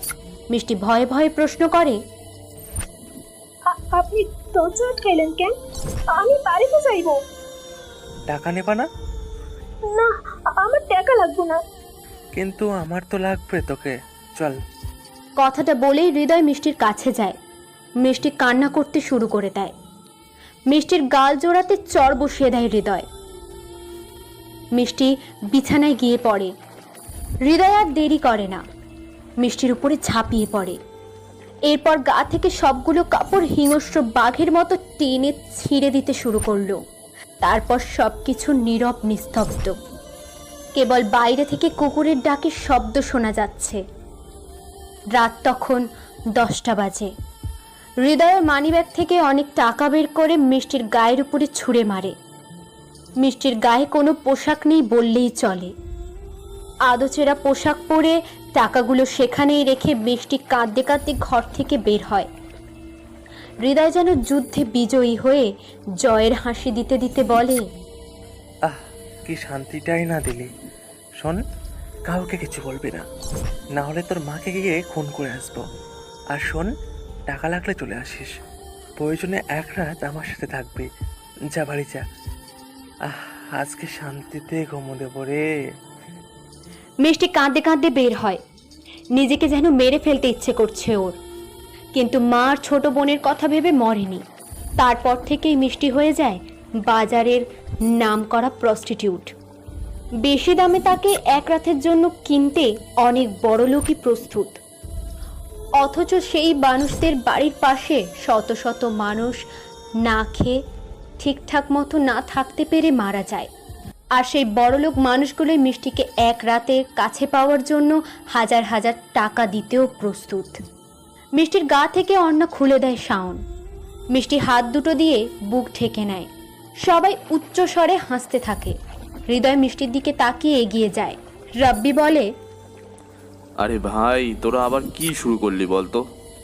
তবে তোদের ড্রামা কিন্তু আমার খুব ভালো লাগছে, মজাও পাচ্ছি। কিন্তু এখন এসব থামা। মিষ্টিকে নিয়ে পরে মিষ্টি মুখ করা যাবে, বুঝেছিস? আগে যাকে মারার জন্য এনেছিস তাকেই মেরে নি। ছোটন, যা, ব্যাটাকে একটা গুলিতেই মেরে লাশটা বাইরে ফেলে দিয়ে যা। ওকে মারবেন না প্লিজ, ওর কোনো দোষ নেই, ওকে ছেড়ে দিন। চুপ কর তুই, আগে চান্দুকে মেরে ফেলি, তারপর তোর কথা শুনবো। ভাই ভাই ভাই, আমি মারবো ওকে। আমার নেহাকে নিয়ে নিয়েছে ও। না, আমি মারবো না, ওর জন্য আমি বাড়ি ছাড়া। না ভাই, আমি মারবো। আমাকে মেরে সে হাসপাতালে পাঠিয়েছিল। আমি মারি, ওর জন্য এ কয়েকদিন মিষ্টির সাথে রোমান্স করা হয়নি। দে মেশিনটা, দে আমাকে। রাব্বি ওদের কাজ দেখে জোরে জোরে হাসতে থাকে। রাব্বি আরও একটা বিয়ারের বোতল মুখে নিয়ে এক চুমুকে শেষ করে দিল। এই ছেলেগুলোর কাজ দেখে রাব্বি সহ ওর সাথে থাকা ছেলেগুলোও হাসতে থাকে। ছোটন বলে, ভাই, আপনি এ কাদের কাজে নিয়েছেন? এরা তো এক একটা উন্মাদ, আপনার থেকেও বড় মাইন্ড গেমার। দেখতে থাক ওরা কি করে। মজা পাচ্ছিস না? হ্যাঁ ভাই, মজা লাগছে। শাওন আর জিসানেরা আবিরকে মারার জন্য এগিয়ে যায়, কিন্তু রাব্বি ভাবতে থাকে, এ কেমন ছেলে যাকে মারার জন্য সবাই এত উতলা? তাকে কিনা একবারও দেখবো না। রাব্বি বসা থেকে উঠে দাঁড়ালো। আবির মাটিতে পড়ে আছে। রাব্বি শাওনকে থামায়। রাব্বি ওদের সামনে এসে দাঁড়ালো। ছোটনকে ডাক দিয়ে বলল, আবিরকে ওঠা, সোজা করে বসা। কেন ভাই, কি হলো? আমি মালটাকে একটু দেখব। তোরা কেন এত উত্তেজিত ওকে মারার জন্য? দেখতে তো হবেই, তাই না? আর তাছাড়া আমি এই অবধি যাদেরকে মেরেছি কোনো মজা পাইনি, জানিস তো। গিয়েছি, ট্রিগারে চাপ দিয়েছি, আর সে সোজা উপরে, তারপর সোজা বাসায় চলে এসেছি। কিন্তু আজকে প্রথমবার আবিরকে মারতে এসে কাহিনীতে অনেক মজা পেলাম। সত্যি বস, তোদের ফ্যান হয়ে গেলাম। তাই দেখতে হবে তোরা কাকে মারবি। যার জন্য আমি এত মজা পেলাম তাকে কি না দেখলে হয়? ভাই, ওকে দেখলে আপনি হাসবেন, বলবেন এই ছেলেকে আমরা মারতে আনছি। প্রথমে দেখে বলবেন এ পুরাই আবুল মার্কা ছেলে। তাই চাই না আপনি ওকে দেখে মারার কথাটাই ভুলে যান। বললাম না আমি দেখব। তোরা সবাই চলে আয় আমার পাশে। ছোটন, তুই আবিরের কাছে থাক, মুখ থেকে কাপড়টা সরিয়ে দে তো। আচ্ছা ভাই। সবার প্রথমে রাব্বি, তারপর শাওন, জিসান, হৃদয়রা দাঁড়িয়ে আছে। মিষ্টি সবার দিকে একবার করে তাকাচ্ছে, আবার আবিরের দিকে তাকাচ্ছে। মিষ্টি জানে আবিরের মুখ দেখার পরপরই তারা সবাই আবিরকে মেলে, এই জন্যই মিষ্টি দৌড়ে আসে। আবিরের পাশে ছোটনকে দাঁড়িয়ে থাকতে দেখে ছোটনকে জোরে একটা ধাক্কা দেয়। রাব্বি বলে, ওকে মারবেন না প্লিজ, ওর তো দোষ নেই, আমাকে মেরে ফেলুন, আমার জন্য তাকে কেন মারবেন? শাওন, মিষ্টিকে সরা ওখান থেকে। সরা সরা সরা সরা, এখনই সরা। শাওন গিয়ে মিষ্টির চুল ধরে টেনে নিয়ে যায়। রাব্বি চেয়ারে গিয়ে বসে। আবিরের পাশে জিসানেরা এসে দাঁড়ালো। রাব্বি ছোটনকে ডাক দেয়। ছোটন আবিরের মুখ থেকে কাপড়টা খুলতে শুরু করে। জিসান বলল, ভাই, আবিরের কপালে আমি গুলি করব। আচ্ছা, তোরা সবাই ওকে মারছিস, আমি খালি মুখটা দেখব। ছোটন কালো কাপড়ের দুই পাশের বাঁধন খুলতে থাকে। প্রায় 1 মিনিট পর বাঁধন খুলে ফেলল। মুখের উপর থেকে ছোটন ধীরে ধীরে কাপড়টা সরাতে থাকে। সবাই আবিরের দিকে তাকিয়ে আছে। ঘাড় কাত করে আবির সামনের দিকে তাকিয়ে আছে। নাক অব্দি কাপড় খুলে নিল ছোটন। এরপর এক ঝাটকায় পুরো মুখের কাপড়টাই সরিয়ে নিল। জিসান বলে উঠল, ভাই, আমি আগে মারবো আবিরকে। না ভাই, আমি মারবো। ওইদিকে রাব্বি। ছোটন আবিরের মুখ থেকে কাপড় সরালো। সবাই আবিরের দিকে তাকিয়ে আছে। আবিরের মুখে হালকা খোঁচা দাড়ি, চুলগুলো লম্বা। শাওন আর জিসান আবিরকে মারার জন্য ব্যস্ত হয়ে পড়েছে। ঠিক তখনই সবাই শুনতে পেল টেবিলের উপরে থাকা বিয়ারের কাঁচের বোতলগুলো মাটিতে পড়ে গেল। কাঁচ ভাঙার শব্দ সবাই শুনতে পায়। টেবিলের দিকে তাকায়, দেখে রাব্বি দৌড়ে আবিরের সামনে এসে হাঁটু ভাঁজ করে মাথা নিচু করে বসে পড়ল। সবাই রাব্বির এমন আচরণ দেখে অবাক দৃষ্টিতে তাকিয়ে আছে। রাব্বিকে দেখে রাব্বির সাথে থাকা ছেলেগুলো রাব্বির পিছনে রাব্বির মতোই বসে পড়ল। হৃদয় বলল, ভাই, আপনি এমন করছেন কেন? মনে হচ্ছে আপনি আবিরকে দেখে ভয় পেয়েছেন, আর সে যেন আপনার বস। কি হয়েছে ভাই? রাব্বি আমতা আমতা করে বলল, আগে কে ওর মাথায় বাড়ি মেরেছিল? সবাই রাব্বির দিকে তাকিয়ে আছে। রাব্বির এমন অবস্থা দেখে সবাই চুপচাপ হয়ে যায়। হৃদয় বলে, আমি মেরেছিলাম ওর মাথায় বাড়ি। না, আমি মেরেছিলাম। ঘরের চাবি কই? এনে, দরজা খুলে যদি পালাতে পারিস তাহলে বেঁচে গিয়েছিস, না হলে কিন্তু পারবি না। কিন্তু কেন ভাই? আপনি না ডর, আপনাকে না ভয় পায়, তাহলে কেন আপনি এমন আবুল মার্কা ছেলেকে দেখে ভয় পাচ্ছেন? রাব্বি কিছুই বলে না, হাত জোর করে আবিরের দিকে তাকিয়ে আছে। শাওন আর জিসান হাসতে হাসতে বলে, ভাই, ভয় পেলেন? আপনি অভিনয় ভালোই পারেন ভাই, সমস্যা নেই, আমি ওকে মারছি। কথাটা বলেই জিসান এগিয়ে যায় আবিরের দিকে। আবিরের কাছে গিয়ে হকি স্টিক দিয়ে জোরে একটা বাড়ি দিতে যাবে, আবির সাথে সাথে চেয়ার ভেঙে বসা থেকে উঠে দাঁড়ায়। পাশে হৃদয় ছিল, ওর হাতে রাব্বির পিস্তল। আবির এক নিমেষে পিস্তলটা কেড়ে নিয়ে জিসানের সোজায় তাক করে ট্রিগার চেপে দেয়। রক্ত ছিটকে রাব্বির মুখে এসে পড়ে। জিসানের লাশটা কিছুটা দূরে গিয়ে ছিটকে পড়ে। তোরা ওকে চিনিস না, ও হলো হিংস্র খুনি, মাস্তান নিলয়, যাকে পুরো দেশ খুঁজছে। যাকে সব গ্যাং লিডাররা চায়, যে কিনা মারতে চায় আরিয়ানকে, আর তোরা তাকেই ধরে এনেছিস।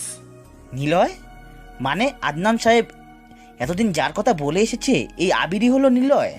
কথাগুলো শাওনেরা সবাই একসাথে বলে ওঠে। হৃদয় দৌড়ে দরজার কাছে যায়। শাটারে তালা লাগানো, চাবি নেই কারোর কাছে। ভয়ে সবাই কাঁপতে থাকে। আবির কোনো কথা বলে না, কোমরে পিস্তলটা গুজে নিল। তারপর সোজা হেঁটে মিষ্টির কাছে যায়, মিষ্টিকে দুহাত দিয়ে ধরে দাঁড় করায়, চেয়ারের কাছে এনে চেয়ারের উপরে বসালো। টেবিলের উপরে সিগারেটের প্যাকেট দেখতে পায় আবির। প্যাকেট থেকে একটা সিগারেট বের করে ঠোঁটে দিয়ে রব্বির দিকে তাকায়। রব্বি দৌড়ে গিয়ে সিগারেটে আগুন ধরিয়ে দিয়ে আবারও একই জায়গায় গিয়ে বসে। মিষ্টি কেবল হাবার মতো তাকিয়ে আছে আবিরের দিকে।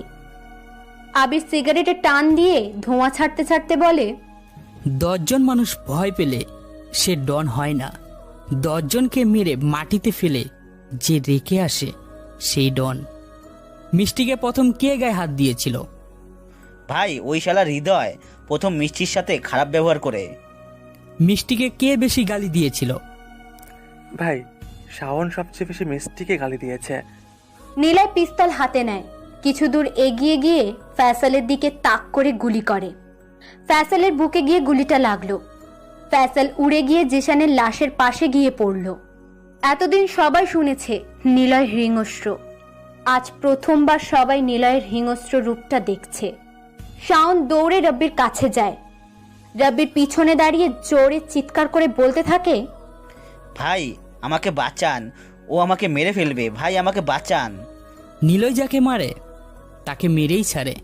পৃথিবীর কোনো শক্তি নেই, এমনকি নীলয় নিজেও তার সিদ্ধান্ত পাল্টাতে পারে না। তোকে পৃথিবীতে আনা হয়েছে আল্লাহর আদেশে, মাধ্যম ছিল তোর বাবা। তোকে উপরে পাঠানো হবে, এটা আল্লাহর আদেশ, তবে মাধ্যমটা তোর এই বাপের। You are bad, I am your dad. কথাগুলো বলেই নীলয় এগিয়ে যায় শাওনের দিকে। শাওনের খুব কাছে যেতেই পিছন থেকে কে যেন নীলয়ের মাথায় জোরে একটা বাড়ি দিল। নীলয় ছিটকে ফ্লোরে বসে পড়ে। হাত থেকে পিস্তলটা ছিটকে যায় অনেকটা দূরে। যে মেরেছে সবাই তার দিকে তাকিয়ে আছে। সে হলো হৃদয়। হৃদয়ের হাতে লোহার রড, আর সে সেটা দিয়েই নীলয়কে পিছন থেকে মেরেছে। নীলয় উল্টে পড়ে রইল। হৃদয় নীলয়ের কাছে গিয়ে দাঁড়ায়। শাওনও দৌড়ে নীলয়ের কাছে এসে দাঁড়ালো। হৃদয় বলল, শালা পাতি মস্তান, আমাদেরকে মারবি তাই না? তোকে মেরে আমি হব ডন, আমাদেরকে আসছিস মারতে তাই না? কুত্তার বাচ্চা বহুত লাফাইছে, আর না, এবার আমি মারবো ওকে, রডটা দে। শাওন রড তুলে নীলয়ের মাথায় মারতে যাবে, সাথে সাথেই সবাই শুট করবার গুলির শব্দ শুনতে পেল। সবাই নীলয়ের দিকে তাকায়। নীলয় উঠে দাঁড়িয়ে পড়ছে, ডান হাতে পিস্তল, ডান পায়ের জুতোর চেন কভার খোলা। শাওন উড়ে গিয়ে পড়ে কিছুটা দূরে। শিপন, মামন, তমাল আর হৃদয় রব্বির মতো বসে পড়ল। মিষ্টি জোরে জোরে হাসতে থাকে। হাসতে হাসতে বলে, তোদের কিনা বলেছিলাম একজন আসবে যে তোদের সবাইকে মারবে, তখন পালানোর জন্য রাস্তাটাও পাবি না। দেখ সেটা সত্য হয়ে গেল। নে পালা এবার, দেখি কতদূর পালাতে পারিস। হৃদয় দৌড়ে আসে মিষ্টির কাছে। মিষ্টির পা ধরে বলতে থাকে, তুই আমার বোন লাগিস, আমাকে মাফ করে দে। আমি যা করেছি সব কিছুর জন্য মাফ করে দে প্লিজ। আমি কখনো আর আসবো না এখানে, আমি চলে যাব। আমাকে তুই বারণ কর, ও যেন আমাকে না মারে। সে বারণ করলে আমি শুনবো, আমি তোকে মারবো না, কিন্তু সে যদি নিজেই তোকে মারে। নীলয় কথাটা বলে মিষ্টির দিকে পিস্তল বাড়িয়ে দেয়। মিষ্টি হৃদয়ের গালে চড় মারে, পা ছাড়িয়ে নিল। নীলয়ের কাছে এসে দাঁড়ালো। নীলয় মিষ্টির হাতে পিস্তলটা তুলে দিল। নীলয়ের হাতের সাহায্যে মিষ্টি পিস্তল তাক করলো হৃদয়ের দিকে। তারপর একটাই শব্দ, পরপর বাঁচার জন্য আত্মচিৎকার। হৃদয়ের পেটে পরপর দুটো গুলি গিয়ে লাগলো। হৃদয় সেখানেই মারা যায়। নীলয় ওদেরকে মানে সিপন, তমান, মামুনকে মেরে ফেলে। নীলয় টেবিলের উপরে গিয়ে বসে। বিয়ারের বোতল থেকে বিয়ার এক চুম্বকে শেষ করে মিষ্টির দিকে তাকায়। মিষ্টি দৌড়ে এসে নীলয়কে জড়িয়ে ধরে। মিষ্টি কাঁদছে। প্রথমবার সে এত খুশি হয়েছে। আজ থেকে মিষ্টি মুক্ত। সে আর কারোর কথায় চলবে না। সে নিজের মতো করেই থাকবে।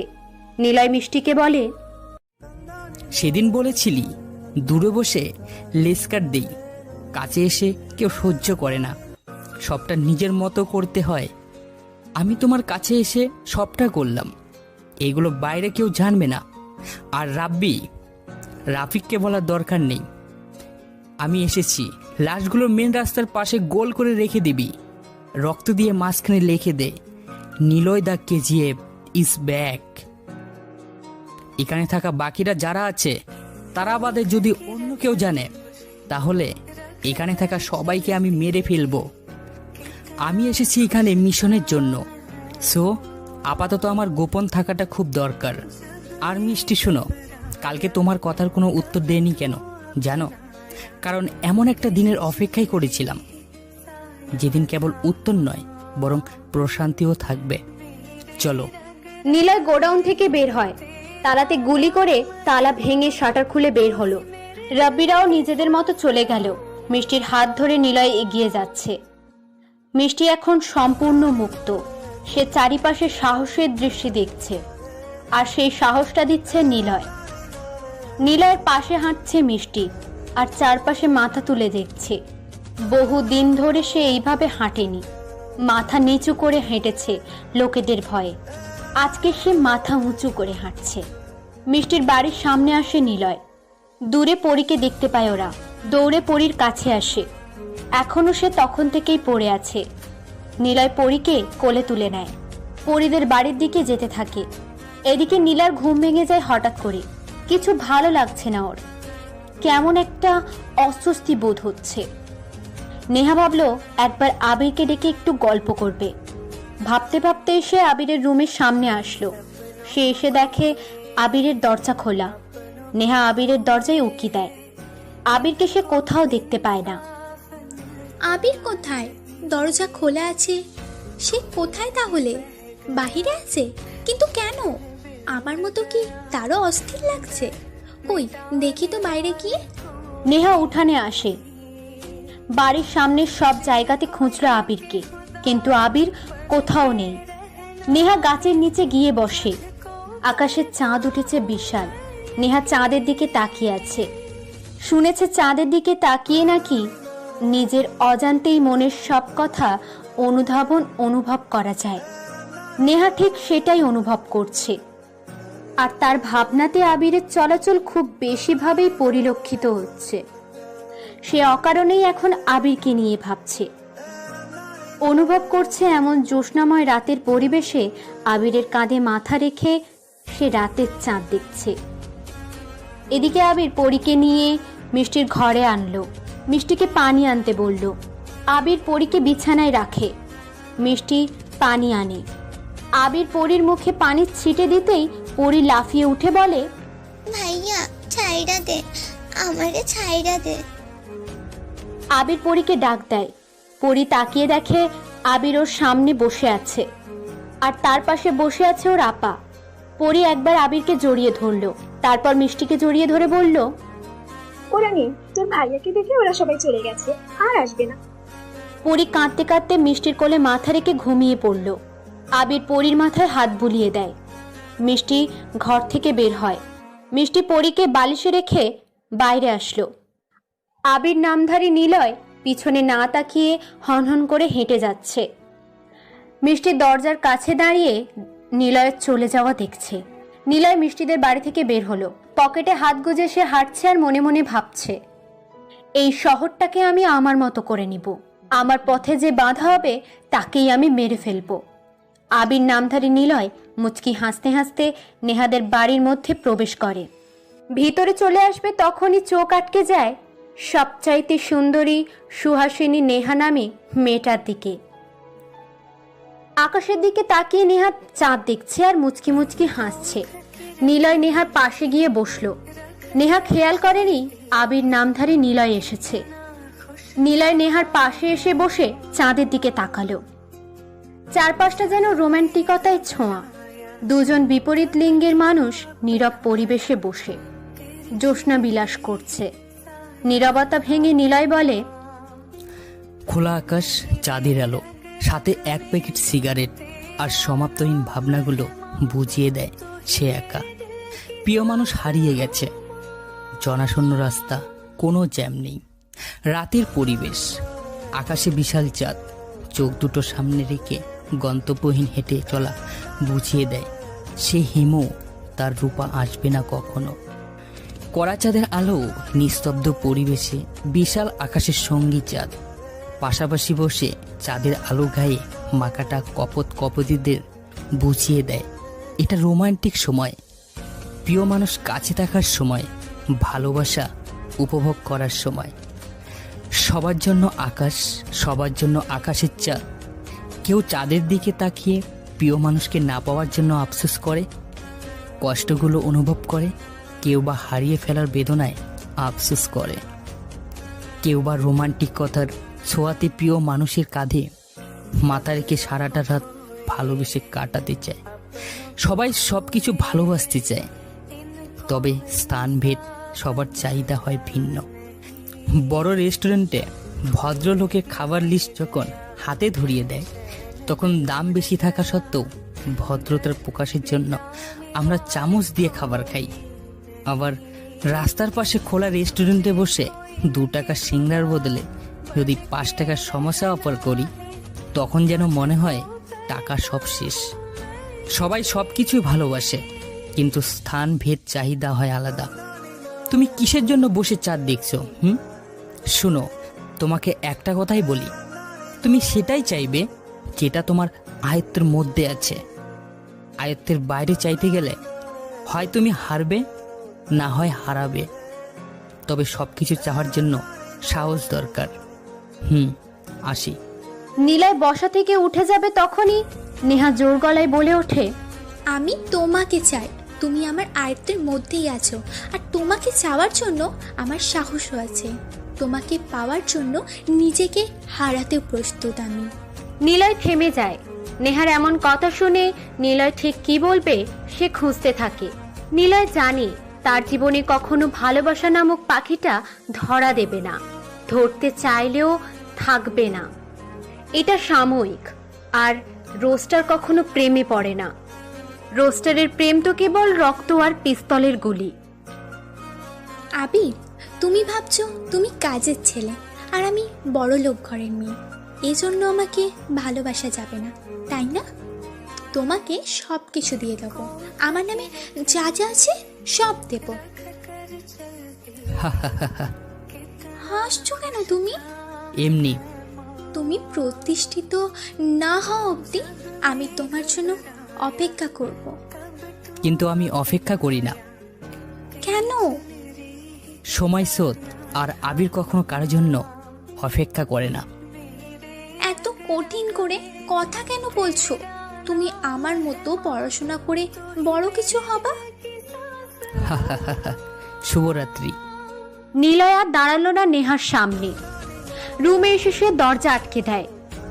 পায়ের জুতোর কভারের থেকে পিস্তলটা বের করে কিছু সময় সেটার দিকে তাকিয়ে রইল। এরপর আবির পিস্তলটি ব্যাগের মধ্যে রেখে দিয়ে শুয়ে পড়ল।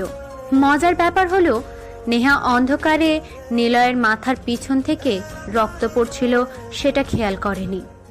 নীলয় আর কিছু ভাবে না, রান্নাঘরে গিয়ে ফ্রিজ থেকে কয়েকটা বরফ নিয়ে মাথায় দেয়। আবির, দরজা খোলো। আবির, দরজাটা খোলো। নীলয় লাফিয়ে ওঠে। চিৎকারটা নেহার গলা থেকেই আসছে। নেহা নীলয়ের ঘরের সামনে দাঁড়িয়ে আছে। নীলয় তাড়াতাড়ি গিয়ে দরজা খুলে দিল। নেহাকে দেখে বলল, কি হয়েছে ম্যাম? সরি ম্যাম, আমি তাড়াতাড়ি উঠতে। আব্বু তোমাকে ডাকছে। হৃদয় ভাইয়া, জিশান, মামুন, তমাল এরা খুন হয়েছে। রাস্তায় পাশে ওদের লাশ পড়ে আছে। টিভিতে দেখাচ্ছে চাচুরা এসেছে আব্বুকে থানায় নিয়ে যাওয়ার জন্য। কেন? কারণ খুনগুলো নীলয় করেছে। টিভিতে দেখো, লাশগুলোর পাশে লেখা আছে রকস্টার ইজ ব্যাক। আব্বুকে সন্দেহ করছে সবাই, আব্বু তোমাকে ডাকছে।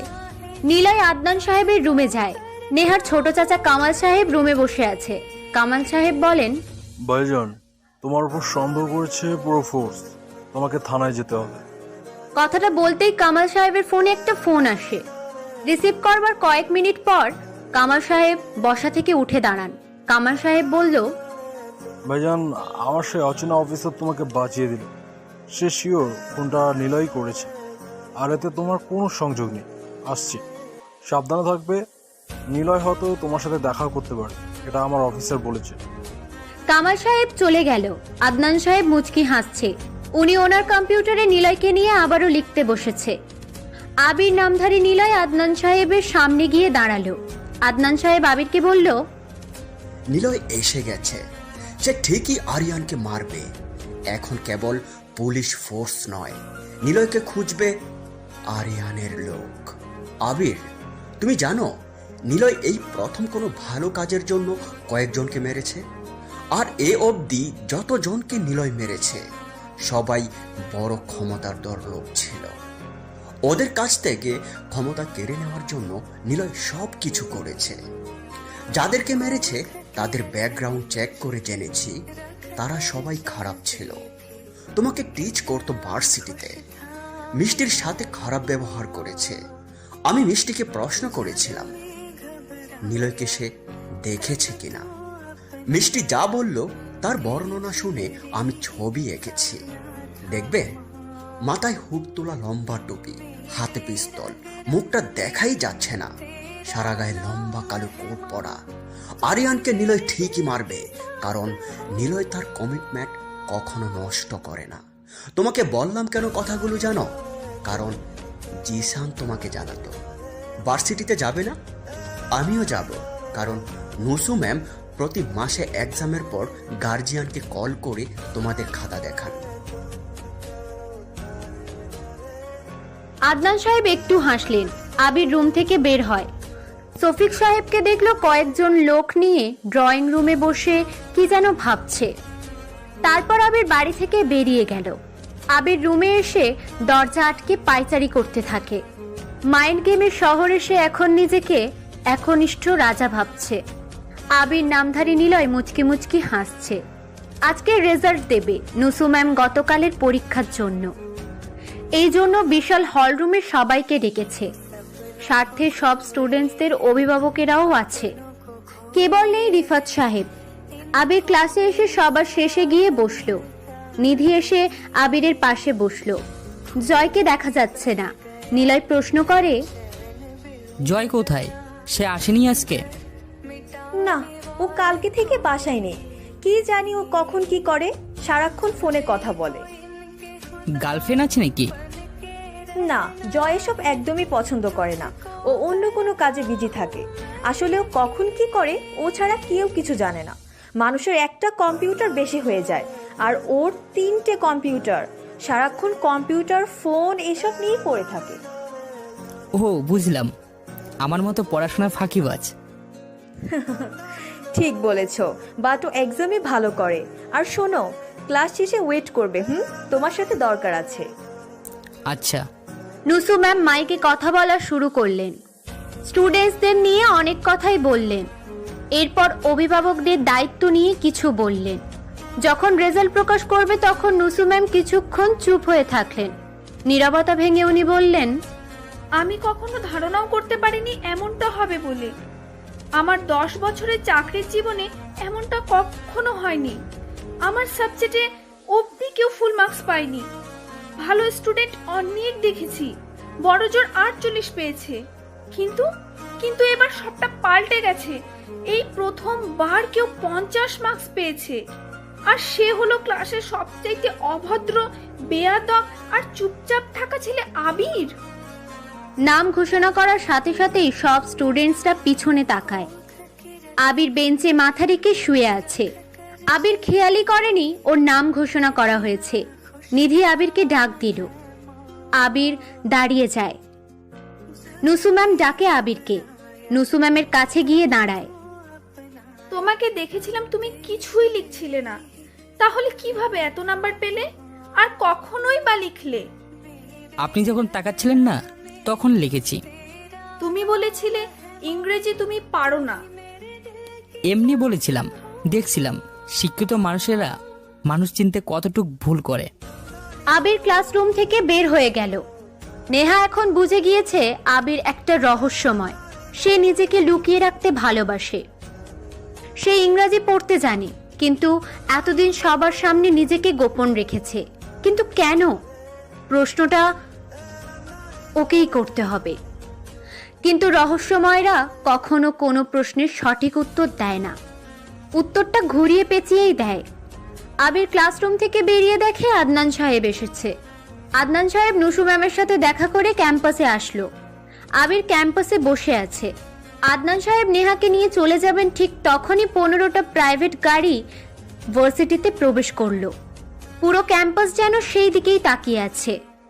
এতগুলো গাড়ি কখনো ভার্সিটিতে আসেনি। গাড়িগুলো আসার পর আরো 20টা বাইক ভার্সিটিতে প্রবেশ করলো। পুরো ক্যাম্পাস তখন গাড়িতে ভর্তি। ভার্সিটির বিপি সহ পুরো এলাকার সব বড় লেভেলের লোকেরা আসতে থাকে। একটা গাড়ি আদনান সাহেবের কাছে এসে থামলো। নেহা আদনান সাহেবের পাশেই দাঁড়িয়ে আছে। গাড়ি থেকে একজন লোক নামলো।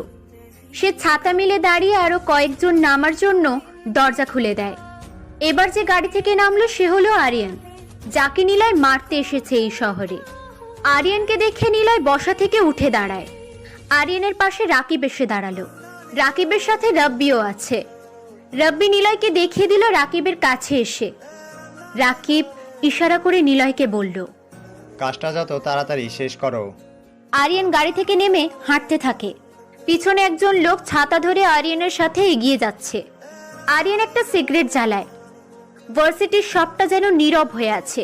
দূর থেকে কেবল আরিয়ানকেই দেখা যাচ্ছে। আরিয়ান আদনান সাহেবের সামনে এসে দাঁড়িয়ে সিগারেটের ধোঁয়াগুলো ছেড়ে দিয়ে বলল, নিলয় কোথায়? নিলয়কে আমি চিনি না। বাবার বন্ধু রাফাত পাঠিয়েছে আমাকে মারতে। প্রথম দিন ওর সাথে দেখা হয়েছিল, কিন্তু নিলয় তখন ছিল আমার খুব কাছের, খুব সাধারণ একজন। এখানে আসার আগে সে আমাদের লোকেদেরকে পিটিয়ে এসেছে। প্রথম দিন ওকে পাত্তাই দিইনি আমি, তাই নিলয়কে দেখিনি। আমি জানি সে এসেছে, আর আপনিও সেটা জানেন। প্রথম দিন যদি নিলয়কে মারতাম তাহলে এত কিছু ভাবতে হতো না। রাকিবের থেকে জেনেছি নিলয় কোনো সাধারণ পাতি মাস্তান না। সে চাইলে সব কিছু ধ্বংস করে দিতে পারে। ওকে আমার চাই, না হলে আপনাকে তুলে নিয়ে যাব আমি। দেখুন মিস্টার, আপনাকে আমি চিনি না, আর আমার বাবা একজন সাংবাদিক, লেখকও। উনি কারোর ব্যাপারে লিখতেই পারে, কিন্তু তার সাথে যে সম্পর্ক থাকবে এমন তো না। আমার বাবা কোনো মস্তানিকে সাপোর্ট করে না। সো নিলয়কে খুঁজতে চাইলে ওর জায়গায় গিয়ে খুঁজুন। আমার বাবাকে শুধু শুধু জ্বালাবেন না, এর ফল কিন্তু ভালো হবে না। আরিয়ান সিগারেটে জোরে একটা টান দিল। তারপর সিগারেটটা ফেলে দিয়ে কোমর থেকে ছুরি বের করে ছাতা ধরে থাকা লোকটার পেটে চালান করে দেয়। সাথে সাথেই সবাই ভয়ে পিছিয়ে গেল। আরিয়ান ছুরিতে থাকা রক্তটা নিজের কোটে মুছে নিয়ে আদনান সাহেবের দিকে তাকিয়ে বলল, আপনার মেয়ে অনেক সুন্দর তো। নাম কি? Neha. Nice name, Aryan plus Neha. Wow, দারুণ কম্বিনেশন। শোনো নেহা, সবার সামনে আমার লোককে মারলাম। কেউ ভয় আমার কাছে আসবে না, সো তুমিও কিছু করতে পারবে না। প্রথম দেখাতে তোমাকে আমার ভালো লেগেছে। I love you Neha. সময় বুঝে তোমাকে আমার কাছে নিয়ে যাব। Good bye. আরিয়ান চলে যায়। সাথে ক্যাম্পাসে আসা প্রত্যেকটা গাড়িও চলে যায় এক এক করে। নিলয় দাঁড়িয়ে এক দৃষ্টিতে তখনও সব কিছু দেখছিল। নিলয়ের ফোনে কল আসে। নিলয় ফোন রিসিভ করেই আবির বলে, নিলয় আরিয়ানকে মারবে। কবে কখন মারবে সেটা একমাত্র নিলয় ডিসাইড করবে। নিলয় ফোনটা কেটে দেয়। আরিয়ানকে সময় মতো সে মারবেই। কিন্তু নিলয় যেমন সাধারণ কোনো মস্তান না, তেমনি আরিয়ানও কোনো সাধারণ কেউ না। আদনান সাহেব নেহাকে নিয়ে চলে যায়। নিলয় একা বসে আছে। পুরো ক্যাম্পাস আস্তে আস্তে ফাঁকা হতে থাকে। নিলয় চলে আসার জন্য বসা থেকে উঠে দাঁড়ালো। ঠিক তখনই ভার্সিটির দপ্তরি এসে বলল, আপনার নাম আবির? নুসু ম্যাম আপনাকে ওনার অফিস রুমে ডাকছে। নুসু ম্যাম আপনাকে ওনার অফিস রুমে ডেকেছে। আচ্ছা। আবির কাঁধে ব্যাগ ঝুলিয়ে নুসু ম্যামের রুমে যেতে থাকে। কিছু সময় পর নুসু ম্যামের রুমে এসে দরজার সামনে দাঁড়ালো। ওনার টেবিলের উপরে নেম প্লেটের নামটা বেশ ভালো করেই দেখা যাচ্ছে, ডক্টর নুসরত নুসু, সাইকোলজিস্ট। দরজার সামনে আবিরকে দাঁড়িয়ে থাকতে দেখে নুসু ম্যাম বললেন, ভেতরে এসো। আবির মাথা নিচু করে ভদ্র ছেলেদের মতো ম্যামের টেবিলের সামনে এসে দাঁড়ালো। বসো। না ম্যাম, ঠিক আছে, ধন্যবাদ। বসো বলছি। জি। আবির চেয়ারে বসলো। চোখ দুটো নিচু করে টেবিলের দিকে তাকিয়ে আছে আবির। আবিরের মুখের দিকে চেয়ে আছে নুসু ম্যাম। এসি রুম, ঘরটার মধ্যে বেশ ঠান্ডা। নুসু ম্যাম বলল, আবির, তোমার কেন মনে হয় শিক্ষিত মানুষেরা সঠিকভাবে শিক্ষিত হয় না? তারা কেন মানুষ চিনতে ভুল করে? নুসু ম্যামের প্রশ্ন শুনে আবির মুচকি হাসলো। নুসু ম্যাম কপাল কুঁচকে তাকায় আবিরের দিকে। নিজেকে বড্ড বোকা মনে হচ্ছে আবিরের সামনে। তবে নুসু ম্যাম এখন ঠিক ভালো মতোই জানে আবির খুব জিনিয়াস একটা ছেলে। চুপচাপ থাকা মানুষগুলো একটু বেশি বুদ্ধিমান হয়। বেশি বকবক করা মানুষেরা কেবল বকবকই করতে জানে। কোনো মানুষই তো শিক্ষিত না যতক্ষণ না সে নিজের মাঝে অহংকার রাখে। আর মানুষ চেনা সহজ কোনো কাজ নয়। মানুষ সহজ কাউকে চিনতে পারে না, আবার কাউকে চেনাতে সাহায্যও করে না। শিক্ষিত মানুষ নয়, বরং সব পর্যায়ের মানুষ অহংকার করে থাকে। আল্লাহ নবী সুলাইমানও অহংকার করেছিল। আল্লাহ তাকে জেলে বানিয়ে নদীতে মাছ ধরিয়েছিল অহংকারের জন্য। এই কারণে অহংকার থেকে নিজেকে দূরে রাখুন, তাহলে শিক্ষিত হতে পারবেন। আমাদের সমাজে শিক্ষিত মানুষ হলো তারা যারা MBBS BSc পাশ করা লোকজন। মজার ব্যাপার হলো এই সব ডিগ্রি অর্জিত মানুষেরা গাড়িতে বসে খাবার খেতে খেতে যায়, আর রাস্তায় সে খাবারের প্যাকেট ফেলে দিয়ে এসিওয়ালা রুমে বসে পত্রিকা পড়ে। দেশে আবর্জনা বেরিয়ে যাওয়াতে জনজীবন বেঁচে থাকাটা ক্ষুণ্ণ হয়ে গেছে। তখন সেই পত্রিকা পড়া ব্যক্তিগুলো মনে মনে বলে, দেশের এই অবস্থা হচ্ছে শুধুমাত্র ননসেন্স মার্কা লোকদের জন্য। কেন যে এমন করে? কিন্তু ওরা জানে না রাস্তার পাশে বস্তিতে রেল লাইনে থাকা মানুষগুলো ওই রাস্তায় পড়ে থাকা ময়লা আবর্জনাগুলো তুলে ডাস্টবিনে ফেলে রাখে। এবার আপনিই বলুন, মানুষ কিভাবে চিনবেন? এসি রুমে বসে থাকা মানুষগুলোকে চিনবেন নাকি পড়ে থাকা মানুষগুলোকে চিনে চলবেন? মানুষ সহজে চেনা যায় না ম্যাম। চিনতে হলে সে মানুষের সাথে কথা বলতে হয়, থাকতে হয়। আসি ম্যাম। আবির বসা থেকে উঠে চলে গেল। নুসু ম্যাম আবিরের চলে যাওয়ার দিকে তাকিয়ে আছে। নুসু ম্যাম আবিরকে ডেকেছিল। এক্সামে এত ভালো নাম্বার পাওয়ার পরেও সে কেন ইংরেজি জানে না সেটা প্রকাশ করলো না। কিন্তু কেন জানি না নুসু ম্যাম আবিরের প্রতি উইক হয়ে যাচ্ছে, যেন নিজের সন্তানের মতো আবিরকে ভালোবেসে ফেলছে নুসু ম্যাম। নিলয় নেহাদের বাড়ির মধ্যে সেই ফুল গাছটার নিচে বসে আছে। পরি আসলো আবিরের কাছে। পরি এসে দাঁড়াতেই ওর ফোনে একটা মেসেজের টিউন বেজে ওঠে। পরির দিকে তাকিয়ে দেখে ওর হাতে ছোট্ট একটা ব্যাগ রাখা। নিলয় জিজ্ঞাসা করে, কি রে, তোর হাতে কিসের ব্যাগ? জানি না ভাইজান, আমি আইতেছিলাম, একটা বাইক আইসা আমার সামনে দাঁড়াইলো। মাথায় ইয়া বড় হেলমেট, গায়ে কালো জামা, হাতে কালো মোজা। আমার ডাইকা কয়, তোর নাম পরি তাই না? আমি কইলাম আপনি কে? আমার কিছু না কইয়া এই ব্যাগটা আমার হাতে দিয়ে কয় আবিরকে দিবি। আমি তাই নিয়ে আনছি। ও আচ্ছা, তুই ভিতরে যা, আমি দেখি কি আছে। নিলয় ব্যাগটা খুলল। ছোট্ট একটা খাম, খামের উপরে লেখা, শুনেছিলাম পিস্তলের গুলি, আর নিলয় কখনো পিছন ফিরে তাকায় না। কিন্তু আর কিছুই লেখা নেই। নিলয় তাড়াতাড়ি খামটাকে ছিঁড়ে ফেলল। সেখানে 3টে ছবি রাখা। প্রথম ছবিতে দেখা যাচ্ছে নিলয় রাব্বি মিষ্টি রাব্বির গোডাউন থেকে বের হচ্ছে। দ্বিতীয় ছবিতে দেখা যাচ্ছে নিলয় ওই লাশগুলোর পাশে দাঁড়িয়ে আছে। আর তৃতীয় ছবিতে দেখা যাচ্ছে নিলয় আর মিষ্টি হেঁটে চলে যাচ্ছে। নিলয় ছবিগুলোকে আগুনে পুড়িয়ে দেয়। মনে মনে বলল, এটা আমাদের কেউ করেছে, হয়তো ছোট কোনো গ্যাংয়ের কাজ। নিলয় ফোন বের করে। লক খুলতে একটু আগে আসা বার্তাটা ওর চোখের সামনে পড়ল, আর সেটা একটা ভিডিও ক্লিপ। নিলয় প্লে করে। ভাই, ও আমাকে তুলে নিয়ে এসেছে। আমাকে। রাব্বির কপালে গুলি লেগেছে। রাব্বি সেখানেই মারা যায়। রাব্বি চেয়ারে বসে আছে, হাত পা দড়ি দিয়ে বাঁধা। হঠাৎ ভিডিওর সামনে একটা টিউবলাইটের আলো জ্বলে ওঠে। আলোর সামনে একটা কালো কোট পরা, মুখ ঢাকা একজন ব্যক্তি দাঁড়ালো। সে বলল, হ্যালো নিলয়। ভাবছো আমি কে? ছবি আর ভিডিওটা আমিই পাঠিয়েছি। আমি কে সেটা বের করার চেষ্টা করবে না, খুঁজেও পাবে না। তবে একটা সাজেশন দিই তোমাকে, তোমার কোনো পুরনো শত্রু বা ছোট গ্যাংয়ের কেউ আমি না। এই শহরের রাকিব, রব্বি আর আমি ছাড়া আমাকে কেউই চেনে না। রব্বি তো চলে গেল, এখন আমি আর রাকিব জানি। আমি কিন্তু তোমার শত্রু না। বিষ্ণু নামে পুলিশের সাথে তোমার ঝামেলা হয়েছিল মনে আছে? আমি ওকেও মেরে ফেলেছি একটু আগে।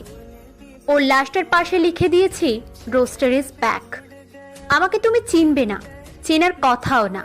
পিস্তলের গুলি নিলয় আর আমি কখনো পিছনে ফিরে তাকাই না।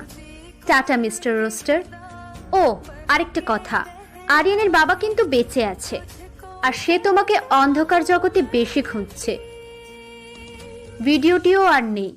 এই শহরে অচেনা কেউ একজন তাকে চিনে ফেলেছে। ভয়েসটাও পরিচিত কারো না। আদিও একটা ছেলে নাকি মেয়ে সেটা বোঝা যাচ্ছে না। অ্যাপ দিয়ে ভয়েসটা চেঞ্জ করে কি ভিডিও পাঠিয়েছে? তার মানে নিলয়কে সে খুব কাছে থেকেই চেনে।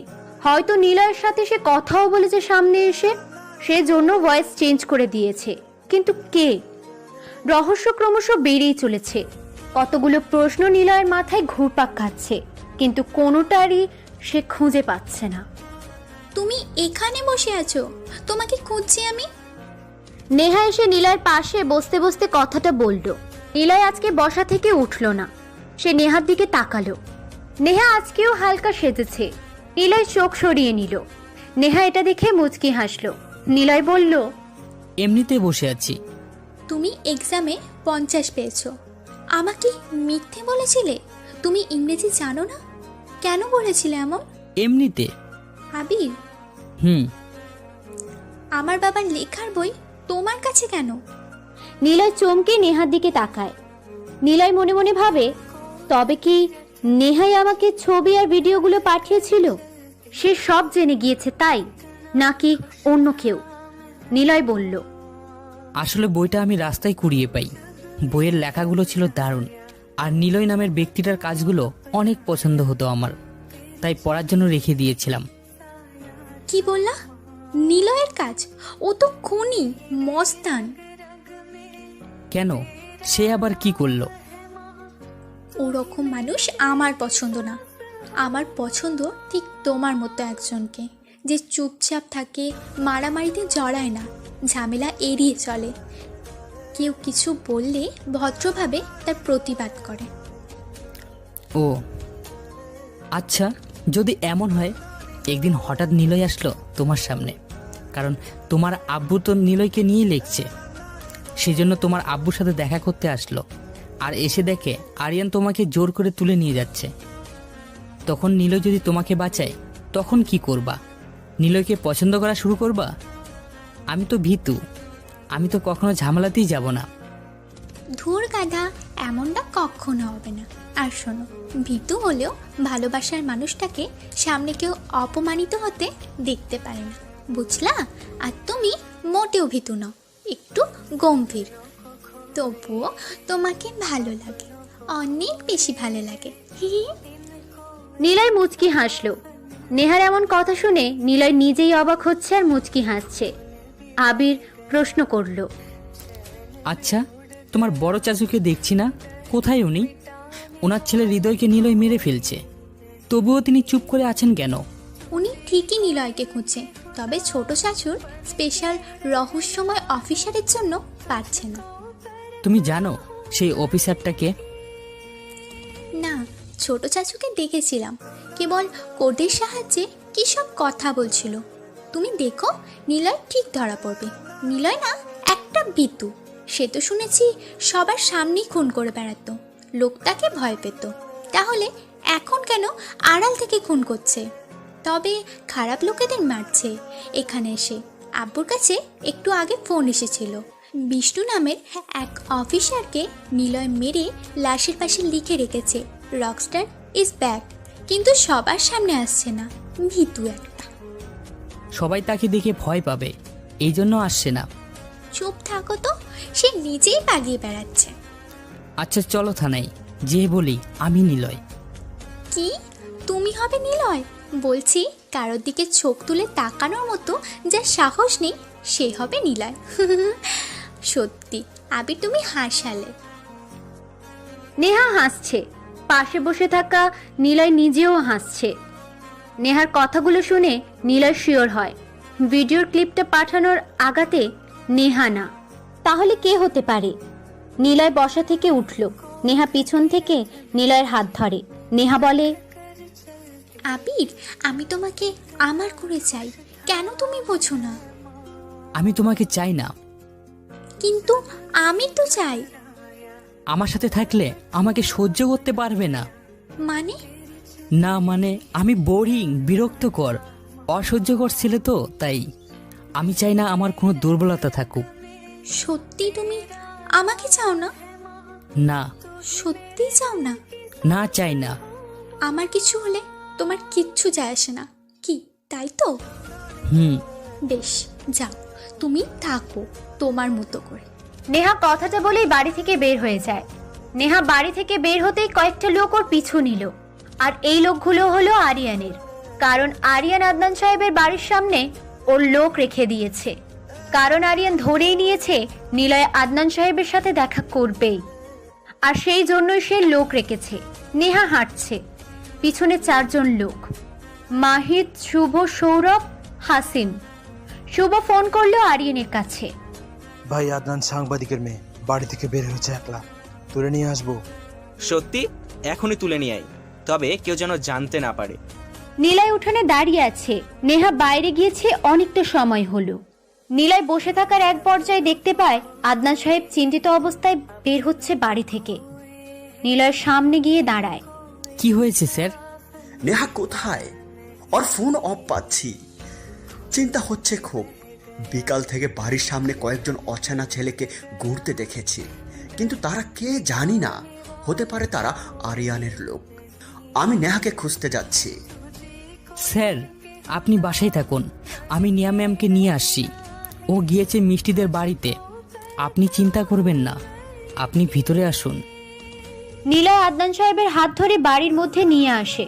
আদনান সাহেবের রুমে বসে আবির বাইরে থেকে দরজা আটকে দেয়, তারপর নিজের রুমে আসে।